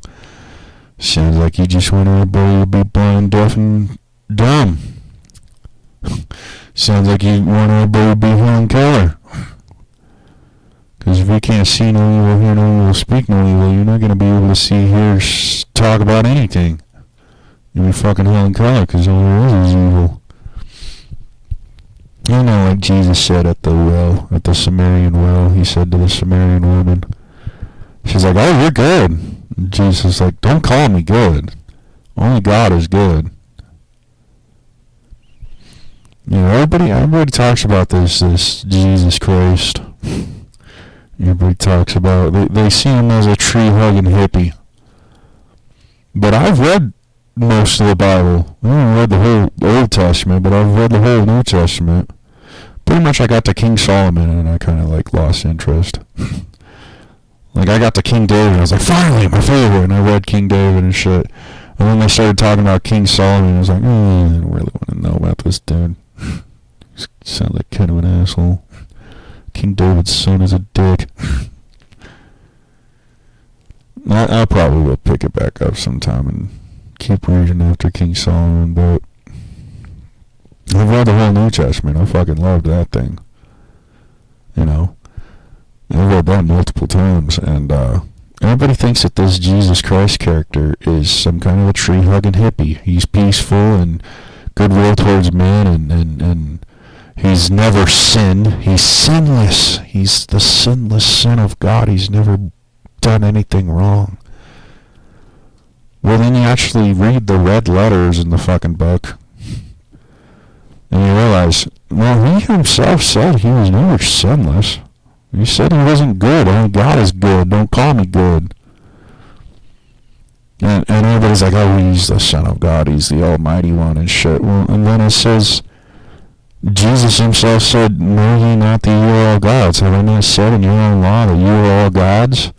And then it says it again in the Old Testament. It's like the same guy keeps coming back here and repeating the same shit over and over again. You know what I mean? And they're like, are you God? And he's like, didn't I say you were all gods? Like, how many times do I got to say this shit? You're all gods. You're all gods. All of you. Are you speaking blasphemy towards God? Am I speaking blasphemy towards you? What are you saying? Am I speaking blasphemy towards all of you? Because, kind of, yeah. Because you guys are dumbasses. Yeah, everybody thinks Jesus Christ is some kind of a tree-hugging hippie, but it's like, no, that motherfucker was a gangster. That motherfucker was a straight-up pimp. He was a homeless alcoholic walking around all day with his 12 friends, his 12 gang members, hanging out with whores and shit, you know, saving whores from getting stoned to death, and, you know, hanging out with whores, hanging out with gangsters. I mean, Judas was a fucking thief. He was a fucking pickpocket. And that's why he got so mad at Jesus, is because he was fucking with his money. It was a gang. Everybody's like, oh, the 12 disciples and the 12 apostles and oh, Jesus the Lord and King of Kings. Like, I see all these posts on Facebooks and shit, and it says like, oh, the King of Kings. I was like, he's the King of Thieves. He himself said he was the King of Thieves. Jesus, the red letter said he's the King of Thieves. Yeah. And everybody's like, you know, oh, he's sinless. I'm like, no, he himself said he wasn't good. He himself admitted to sin multiple times. He was a gangster, dude. He was a thief. He was a bum, a homeless dude. He was a homeless alcoholic living on the streets his entire life. That's what Jesus was. He wasn't a tree-hugging hippie either. Like, there's this one moment where he made that one tree shrivel. Remember? He's like, oh, you bear no fruit, may never bear fruit again. And the tree shrivels. So he wasn't much of a tree hugger either. He was going around killing trees. And he wasn't much of a peaceful fucking hippie either. I mean, granted, he after fucking that one apostle cut off that soldier's ear, he's like, hey, man, we don't need to be all violent and shit, But the fact of the matter is, that motherfucker kicked some ass. He was beating up demons and shit all over the place. He was fucking shit up. He was a badass. And also, his name wasn't Jesus Christ. Jesus means Savior and Christ means sacrifice. So you're going around calling your Lord the Savior sacrifice. And so it's like, you guys are kind of being assholes by calling him Jesus Christ, you know what I mean? And you go around saying, my Savior sacrifice. It's like, oh, you're an asshole. You sacrificed your Savior? What a dick. And you're proud of it? Yes, my Savior sacrifice. You're a dick. And that's what the Catholic Church did. After Jesus was crucified, all of his followers and all the people that loved him and shit were like, this is bullshit. Why'd you kill him? And the Roman Empire and all the Pharisees and teachers of the law shit, they're all freaking out. They're like, oh, fuck, these people are about to kill us all. Like, we crucified this guy. They pissed everybody off. Like, we got to do something. So what the Roman Catholic Church did, they got Paul Saul, not the Apostle Paul, but Paul Saul, the 13th apostle, the false prophet that John the Baptist talked about in Revelations. They got Paul Saul to go out there and say, oh, I'm the 13th apostle. Well, all the other apostles are dead. Jesus is dead, all the other apostles are dead. So they can't really speak for any of the shit that he's saying. And he actually admits in the Bible multiple times, like, I myself was one of those Philistines. I was one of those Pharisees. I was one of those teachers of the law that went around persecuting and killing a lot of those 12 apostles of Jesus's. But now I am enlightened and my eyes are open and I become the 13th apostle. And it's like, well, technically Jesus is the 13th apostle, so... But they're all dead, so they can't speak for themselves. And so this Paul Saul guy was going around, pretty much rewriting everything that Jesus and the 12 apostles said. So pretty much Paul Saul took all the fucking books and writings and shit and about what all the 12 apostles were saying and pretty much edited them and deleted most of it. That's what people are finding out now. Like, I've always known about the Apocrypha. I've always tried to get my hands on the Apocrypha. I'm like, where the fuck do I find the Apocrypha and how the fuck do I read it? Well, now it's like blatantly open public knowledge about the Apocrypha, and you can actually get the Bible with the Apocrypha in it. And I actually didn't even know until somebody showed me. And the Apocrypha is the over 47 books that were deleted from the New Testament and the Old Testament. So there were over 47 books, over 47 religious texts from the Bible that Paul Saul and the Roman Catholic Church completely fucking deleted. They just got rid of it. Just like, nobody can know about this shit. We need to get rid of it. If anybody finds out about these books and what they say, we're all screwed. The Roman Empire won't be able to be a Roman Empire anymore. We'll lose our power over structure and we'll fall. We'll collapse. So Paul Saul and the other Roman Catholic Church and stuff, they pretty much created a new religion. And actually, if you study enough of the Bible, you can find out that Jesus was actually creating the Christian religion. And Jesus himself even said a couple of times that he himself believed to be Christian, a Jewish Christian. And he also would say how the Christian religion would be the savior of the Gentiles. And the Gentiles are people that aren't Jewish. And so Jesus himself said that he was trying to save the Gentiles and the Jews. And the Christian religion was pretty much his creation. And he didn't actually do anything of this religious stuff. He himself said multiple times, "It's not my job to write this stuff down. You know, that's up to you guys. That's up to you guys to write the stuff down and you know, all that stuff." He's like, "It's not my job to. I just say it. I'm just speaking it, and you guys write it down if you want to. You guys can take notes if you want to." Like, all I'm going to do is just go around, live my life under God, and try and help you guys out as best as I can. But it is not my job to create a religion and do all this other stuff. That's up to you guys if you want to keep notes. And so the apostles were actually the ones that started writing shit down and shit. You know, they were keeping little journals. They're like, "Holy shit, did you imagine what this guy did today?" Anyway, about we were trying to ditch his ass, really, you know. You're never actually going to see the real writings that these guys wrote down, but like, even the real writings were edited before they even entered into the religious texts and shit. Well, yeah, we were trying to ditch that Jesus asshole one day. We left him on the shore. We thought it was funny. We were like, "Oh yeah, we're done with that guy. We got rid of him."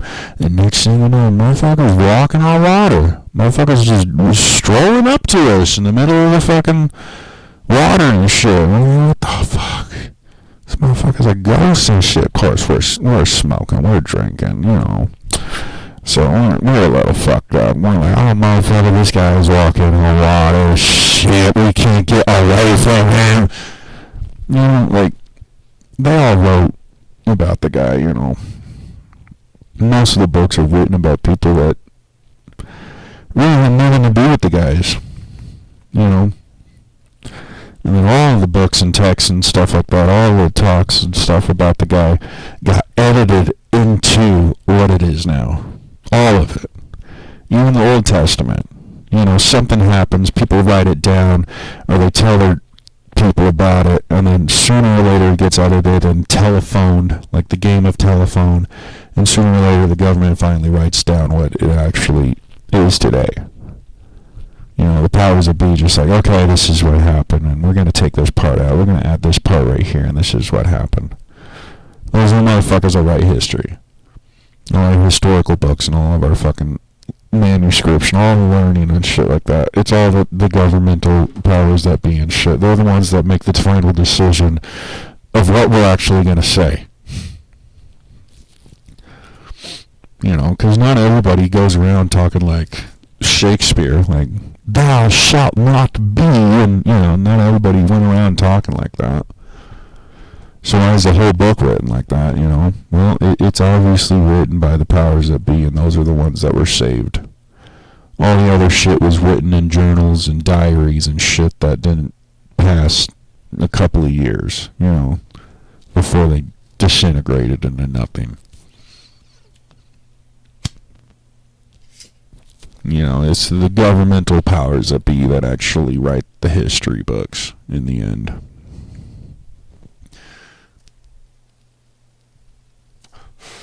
But even after they crucified Jesus and shit, and they started making all this into religious texts and started writing the Bible and shit, like, "Oh fuck, we can't let people know this.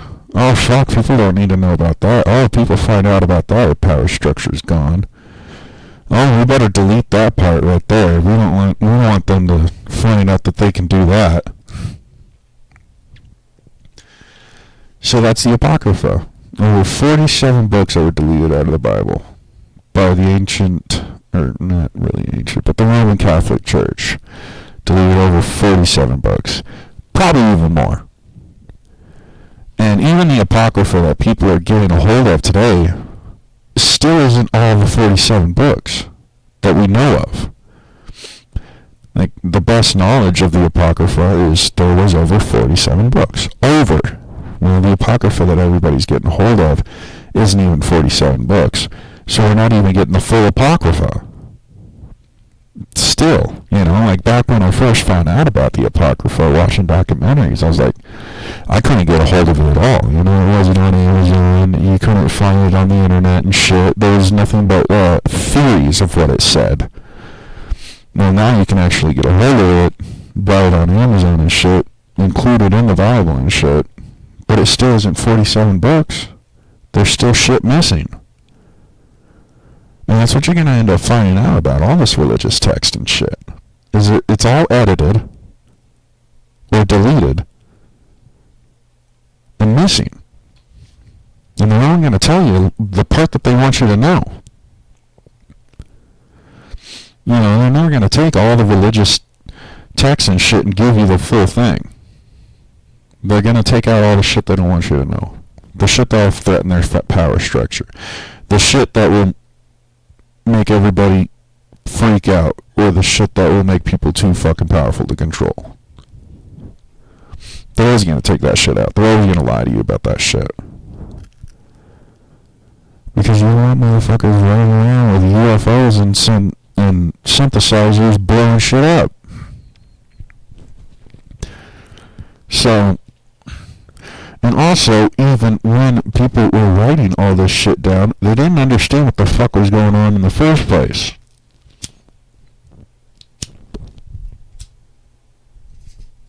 So even if you got your hands on all the religious text before it was edited and deleted and all that, went through all that process and shit, and you actually get the full manuscripts or whatever of all the religious texts that were ever made, even that, those motherfuckers didn't know what they were talking about.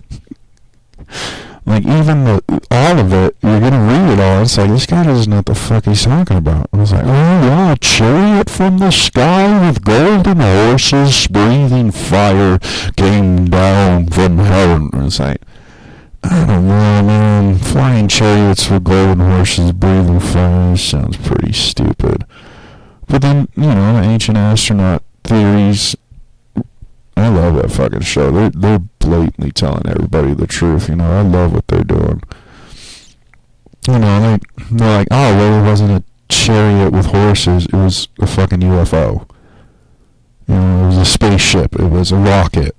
Rockets make fire. That's probably where they get the fire from. The fire-breathing dragons. Yeah, they probably thought it was a dragon, but it was really just a fucking rocket.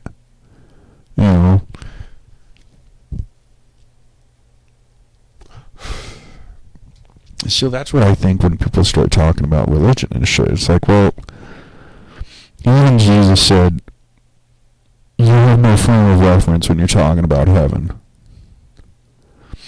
And even Lord Shiva, even Buddha, all the enlightened ones from the Hindu religions, they're like, you guys don't know what you're talking about. And you guys, I can't explain it to you because you guys have never seen it. You can't explain to somebody, an extraterrestrial spacecraft when they've never seen anything fly before. You can't go back into the 60s and explain to a motherfucker what a computer is. It's almost physically impossible because they've never seen it. They're not going to believe it, they're not going to understand it, and they're going to see it as science fiction and bullshit. You can't go back into the 90s and tell a motherfucker about a smartphone with a touchscreen and shit. You're like, touchscreen? That's impossible. That's bullshit. There's no such thing as a touchscreen. You're ridiculous. You need to go to the hospital. You need to go to the mental hospital and get back on your meds. There's no such thing as a touchscreen. That's science fiction. You're a dumbass.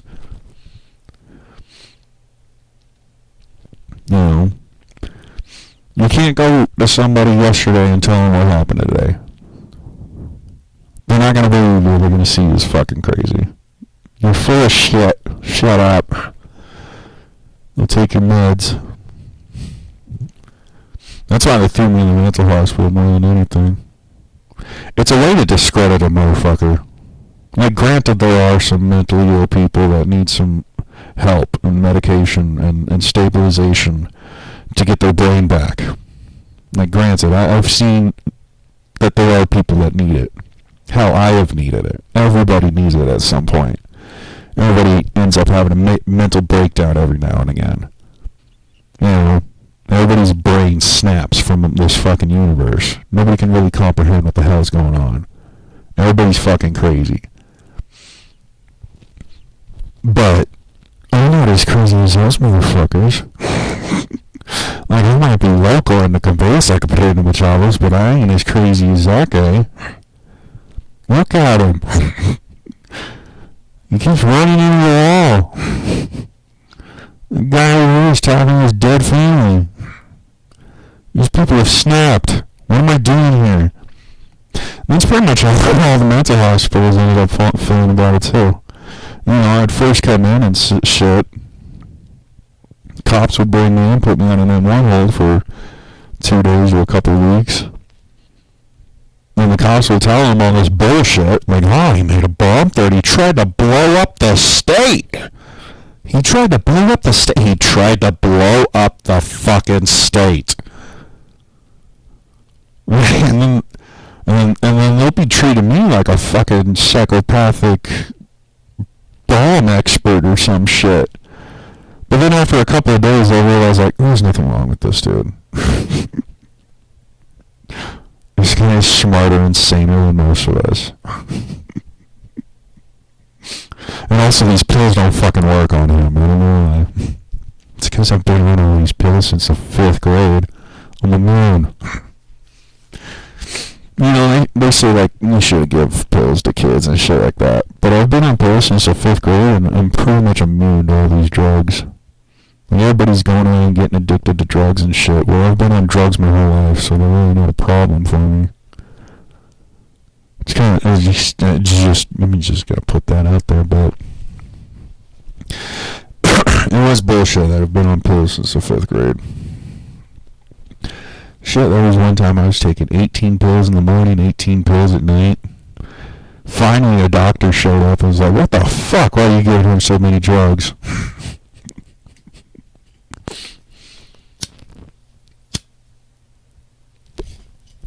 But it has made me fucking immune. I've figured out how to handle all these mental illness drugs. You know, they shoot one guy up with Thorazine or something like that, and the guy would drop on the floor and just fucking doze out, you know what I mean? And they strap the motherfucker down and get control of the motherfucker. But they shoot me up with Thorazine, and I'm just like, ah, cool. Yeah, whoa, yeah. You know, I'm sitting there getting high, just like, hey, can I have a little shot? They get all pissed off at me about it, too. Motherfucker, why isn't this working on you? So, motherfucker, I've had so many of these fucking shots.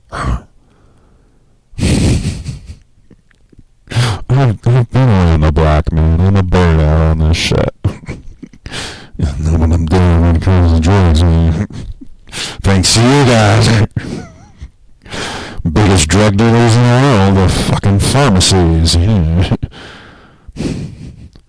You also notice nobody gets addicted to the natural shit that grows from the earth. Nobody gets addicted to weed.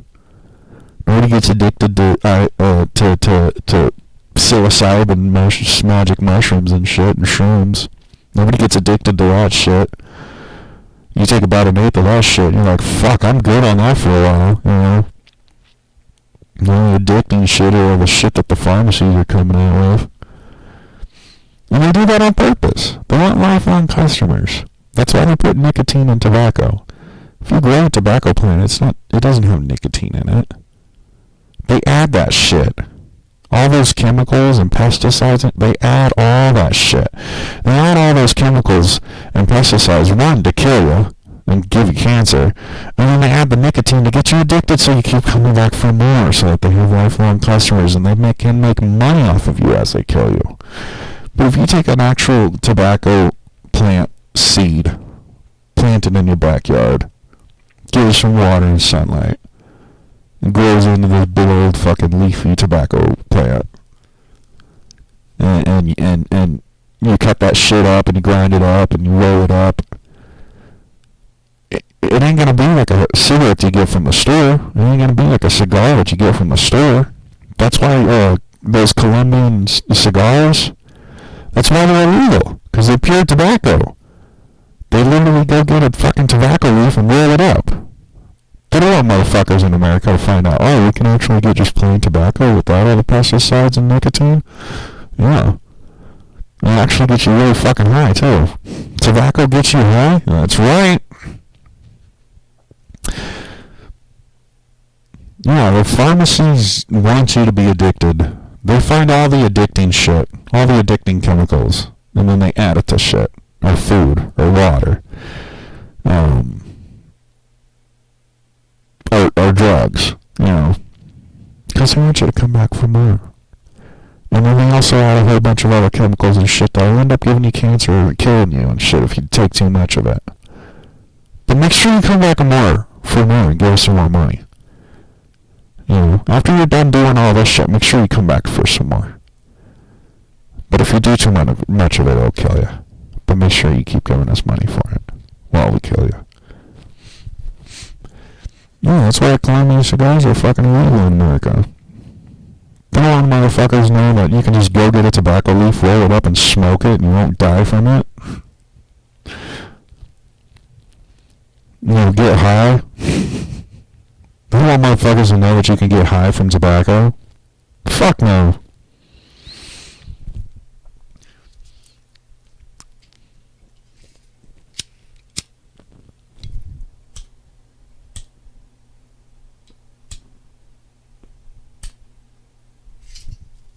And the same thing is happening with marijuana. So, like, they legalized marijuana in Colorado. It was the first place on earth that they legalized marijuana after the drug war, right?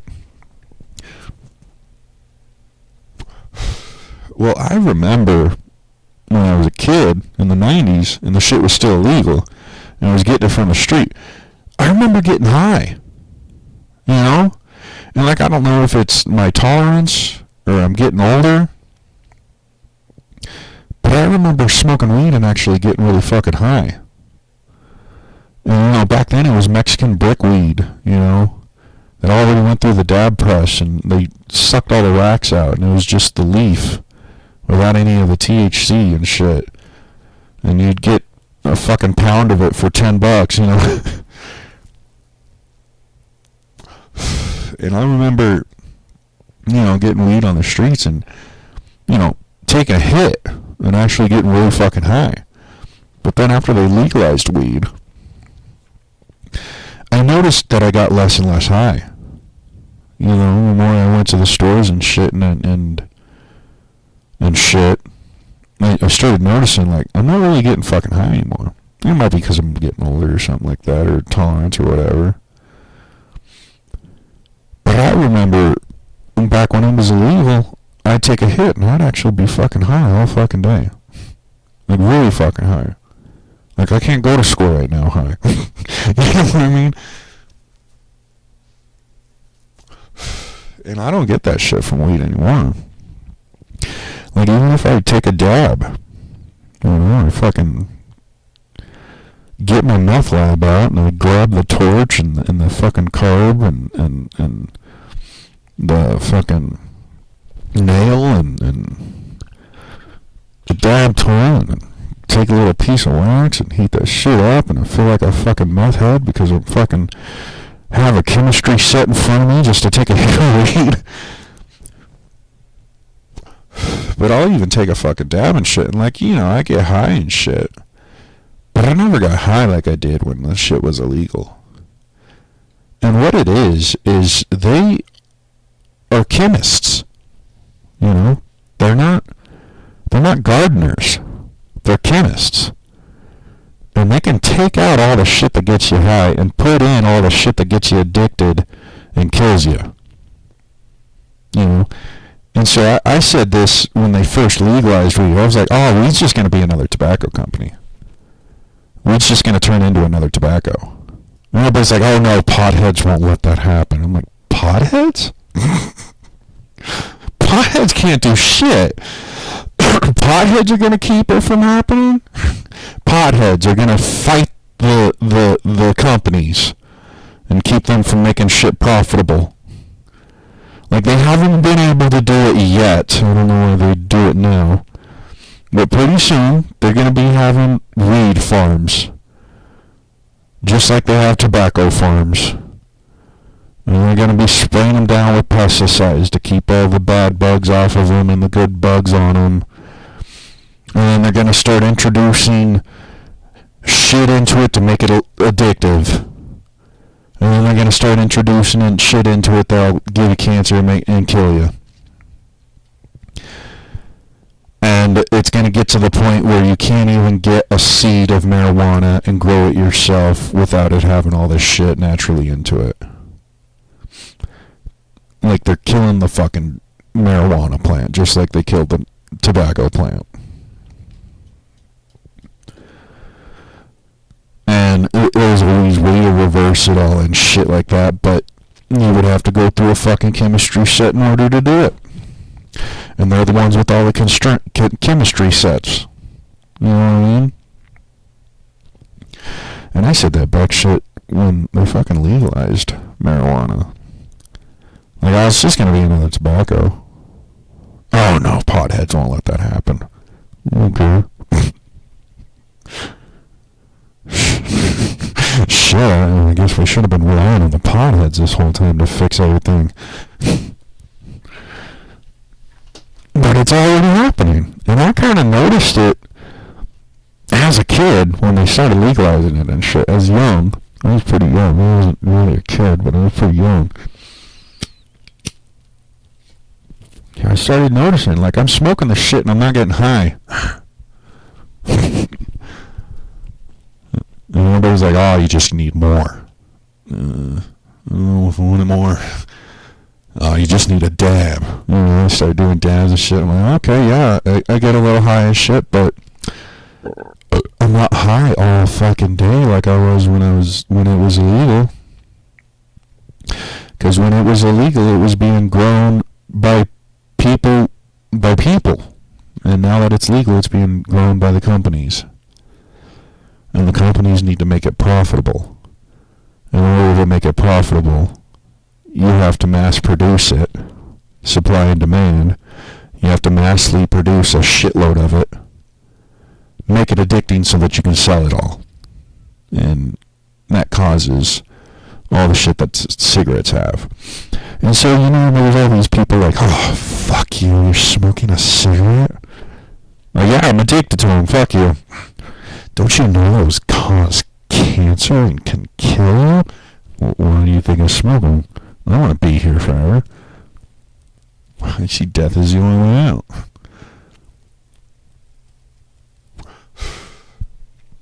Oh, could you smoke that somewhere else? That secondhand smoke is... Ugh. And then they light up a joint. It's like, well, what's that? Well, it's not tobacco. It's weed. But it's rolled in a blunt. Yeah, it's a blunt wrap. What do you think the blunt wrap is? It's a blunt wrap. It's a tobacco leaf, you stupid fuck. Get the cigarette away from me while I smoke my blunt. It was like, dude, it's a tobacco leaf with weed in it. Shut up. I'm gonna smoke whatever the fuck I wanna smoke.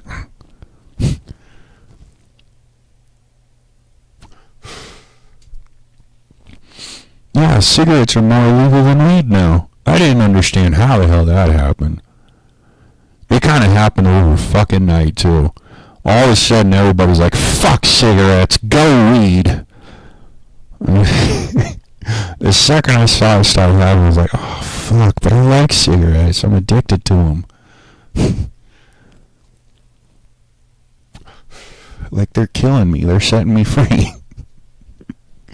I like these things. I haven't got cancer yet, and I don't know why. That's the only part that pisses me off about these cigarettes is they're not killing me yet.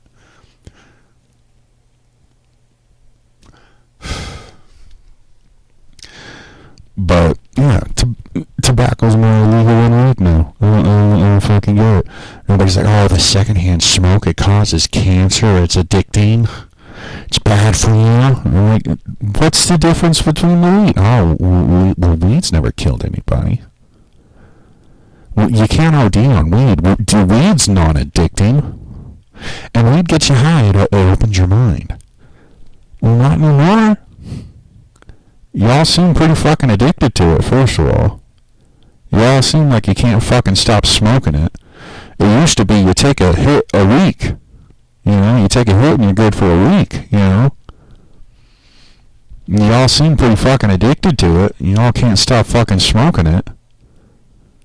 Nobody seems like they're getting as high as they used to. And the second that they need to meet the supply with more demand, they're going to start growing it in crops and cover it in pesticides. And the pesticides is the shit that gives you the cancer and shit. So, don't talk shit to me about my cigarette. There's a little weed in my cigarette. So, just like your butt wrap. But I'm not allowed to talk about any of this shit. I'm not allowed to speak. And it pisses me off, it really does. You know? Because one thing I know for sure is I don't know anything at all, but I think I got a pretty good I got a pretty good idea about some of it. I think I might be able to help somebody out. You know, I can see people about to do something stupid, and I say, no, stop, don't. You know, I feel like fucking Willy Wonka in the chocolate factory. Just stop. Don't do that. You know, Willy Wonka's just sitting like, can't stop them. They're gonna do it. And nothing you can do about it. Just like, don't do that. That's stupid. Yeah, what do you know? Well, obviously nothing, I guess. Well. Oh, you're right. That was stupid. Yeah. I'm glad I got it on film. Post that shit on YouTube and Tiki-Taki, the clock app, and start trending.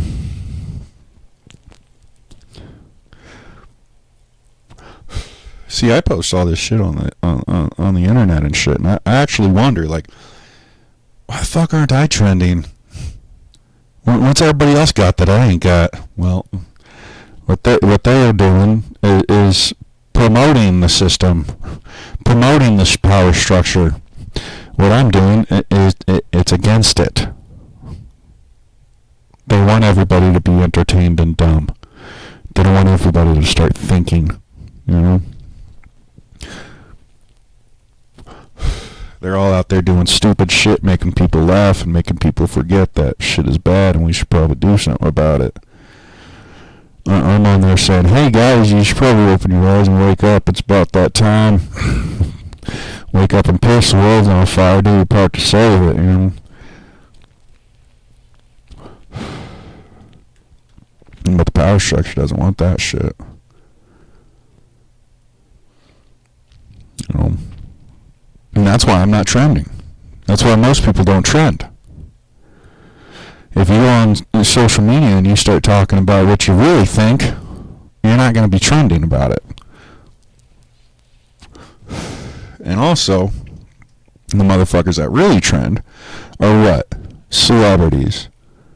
You know, the celebrities. The sellouts. You know, the motherfuckers that are contributing to the problem instead of using their talents and shit to go against the power structures that enslave us and shit. Those are the only motherfuckers that are ever really going to be trending. That and rich people. You know, if anybody that is rich that wants to say anything, you know, they got enough money to make something happen.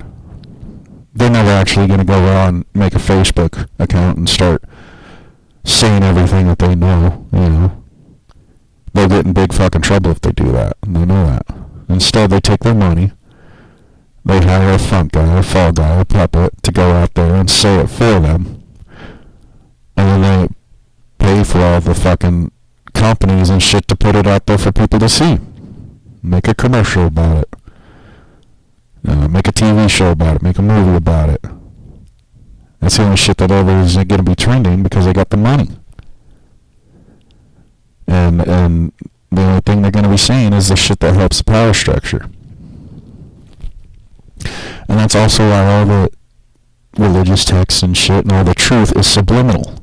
It's all subliminal messaging. And it's all quote-unquote metaphorical and shit. When it's not really metaphorical at all. It's straight-up fact. Except you can't just blatantly tell everybody, hey, there's extraterrestrials out there and we're all being slaves. You can't just blatantly go out there and tell everybody the truth. You have to metaphorically tell people through science fiction. And, yeah.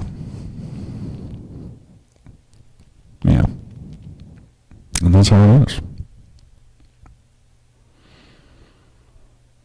Well, I've been fucking doing this shit for a while. I'm gonna stop this, go take a piss.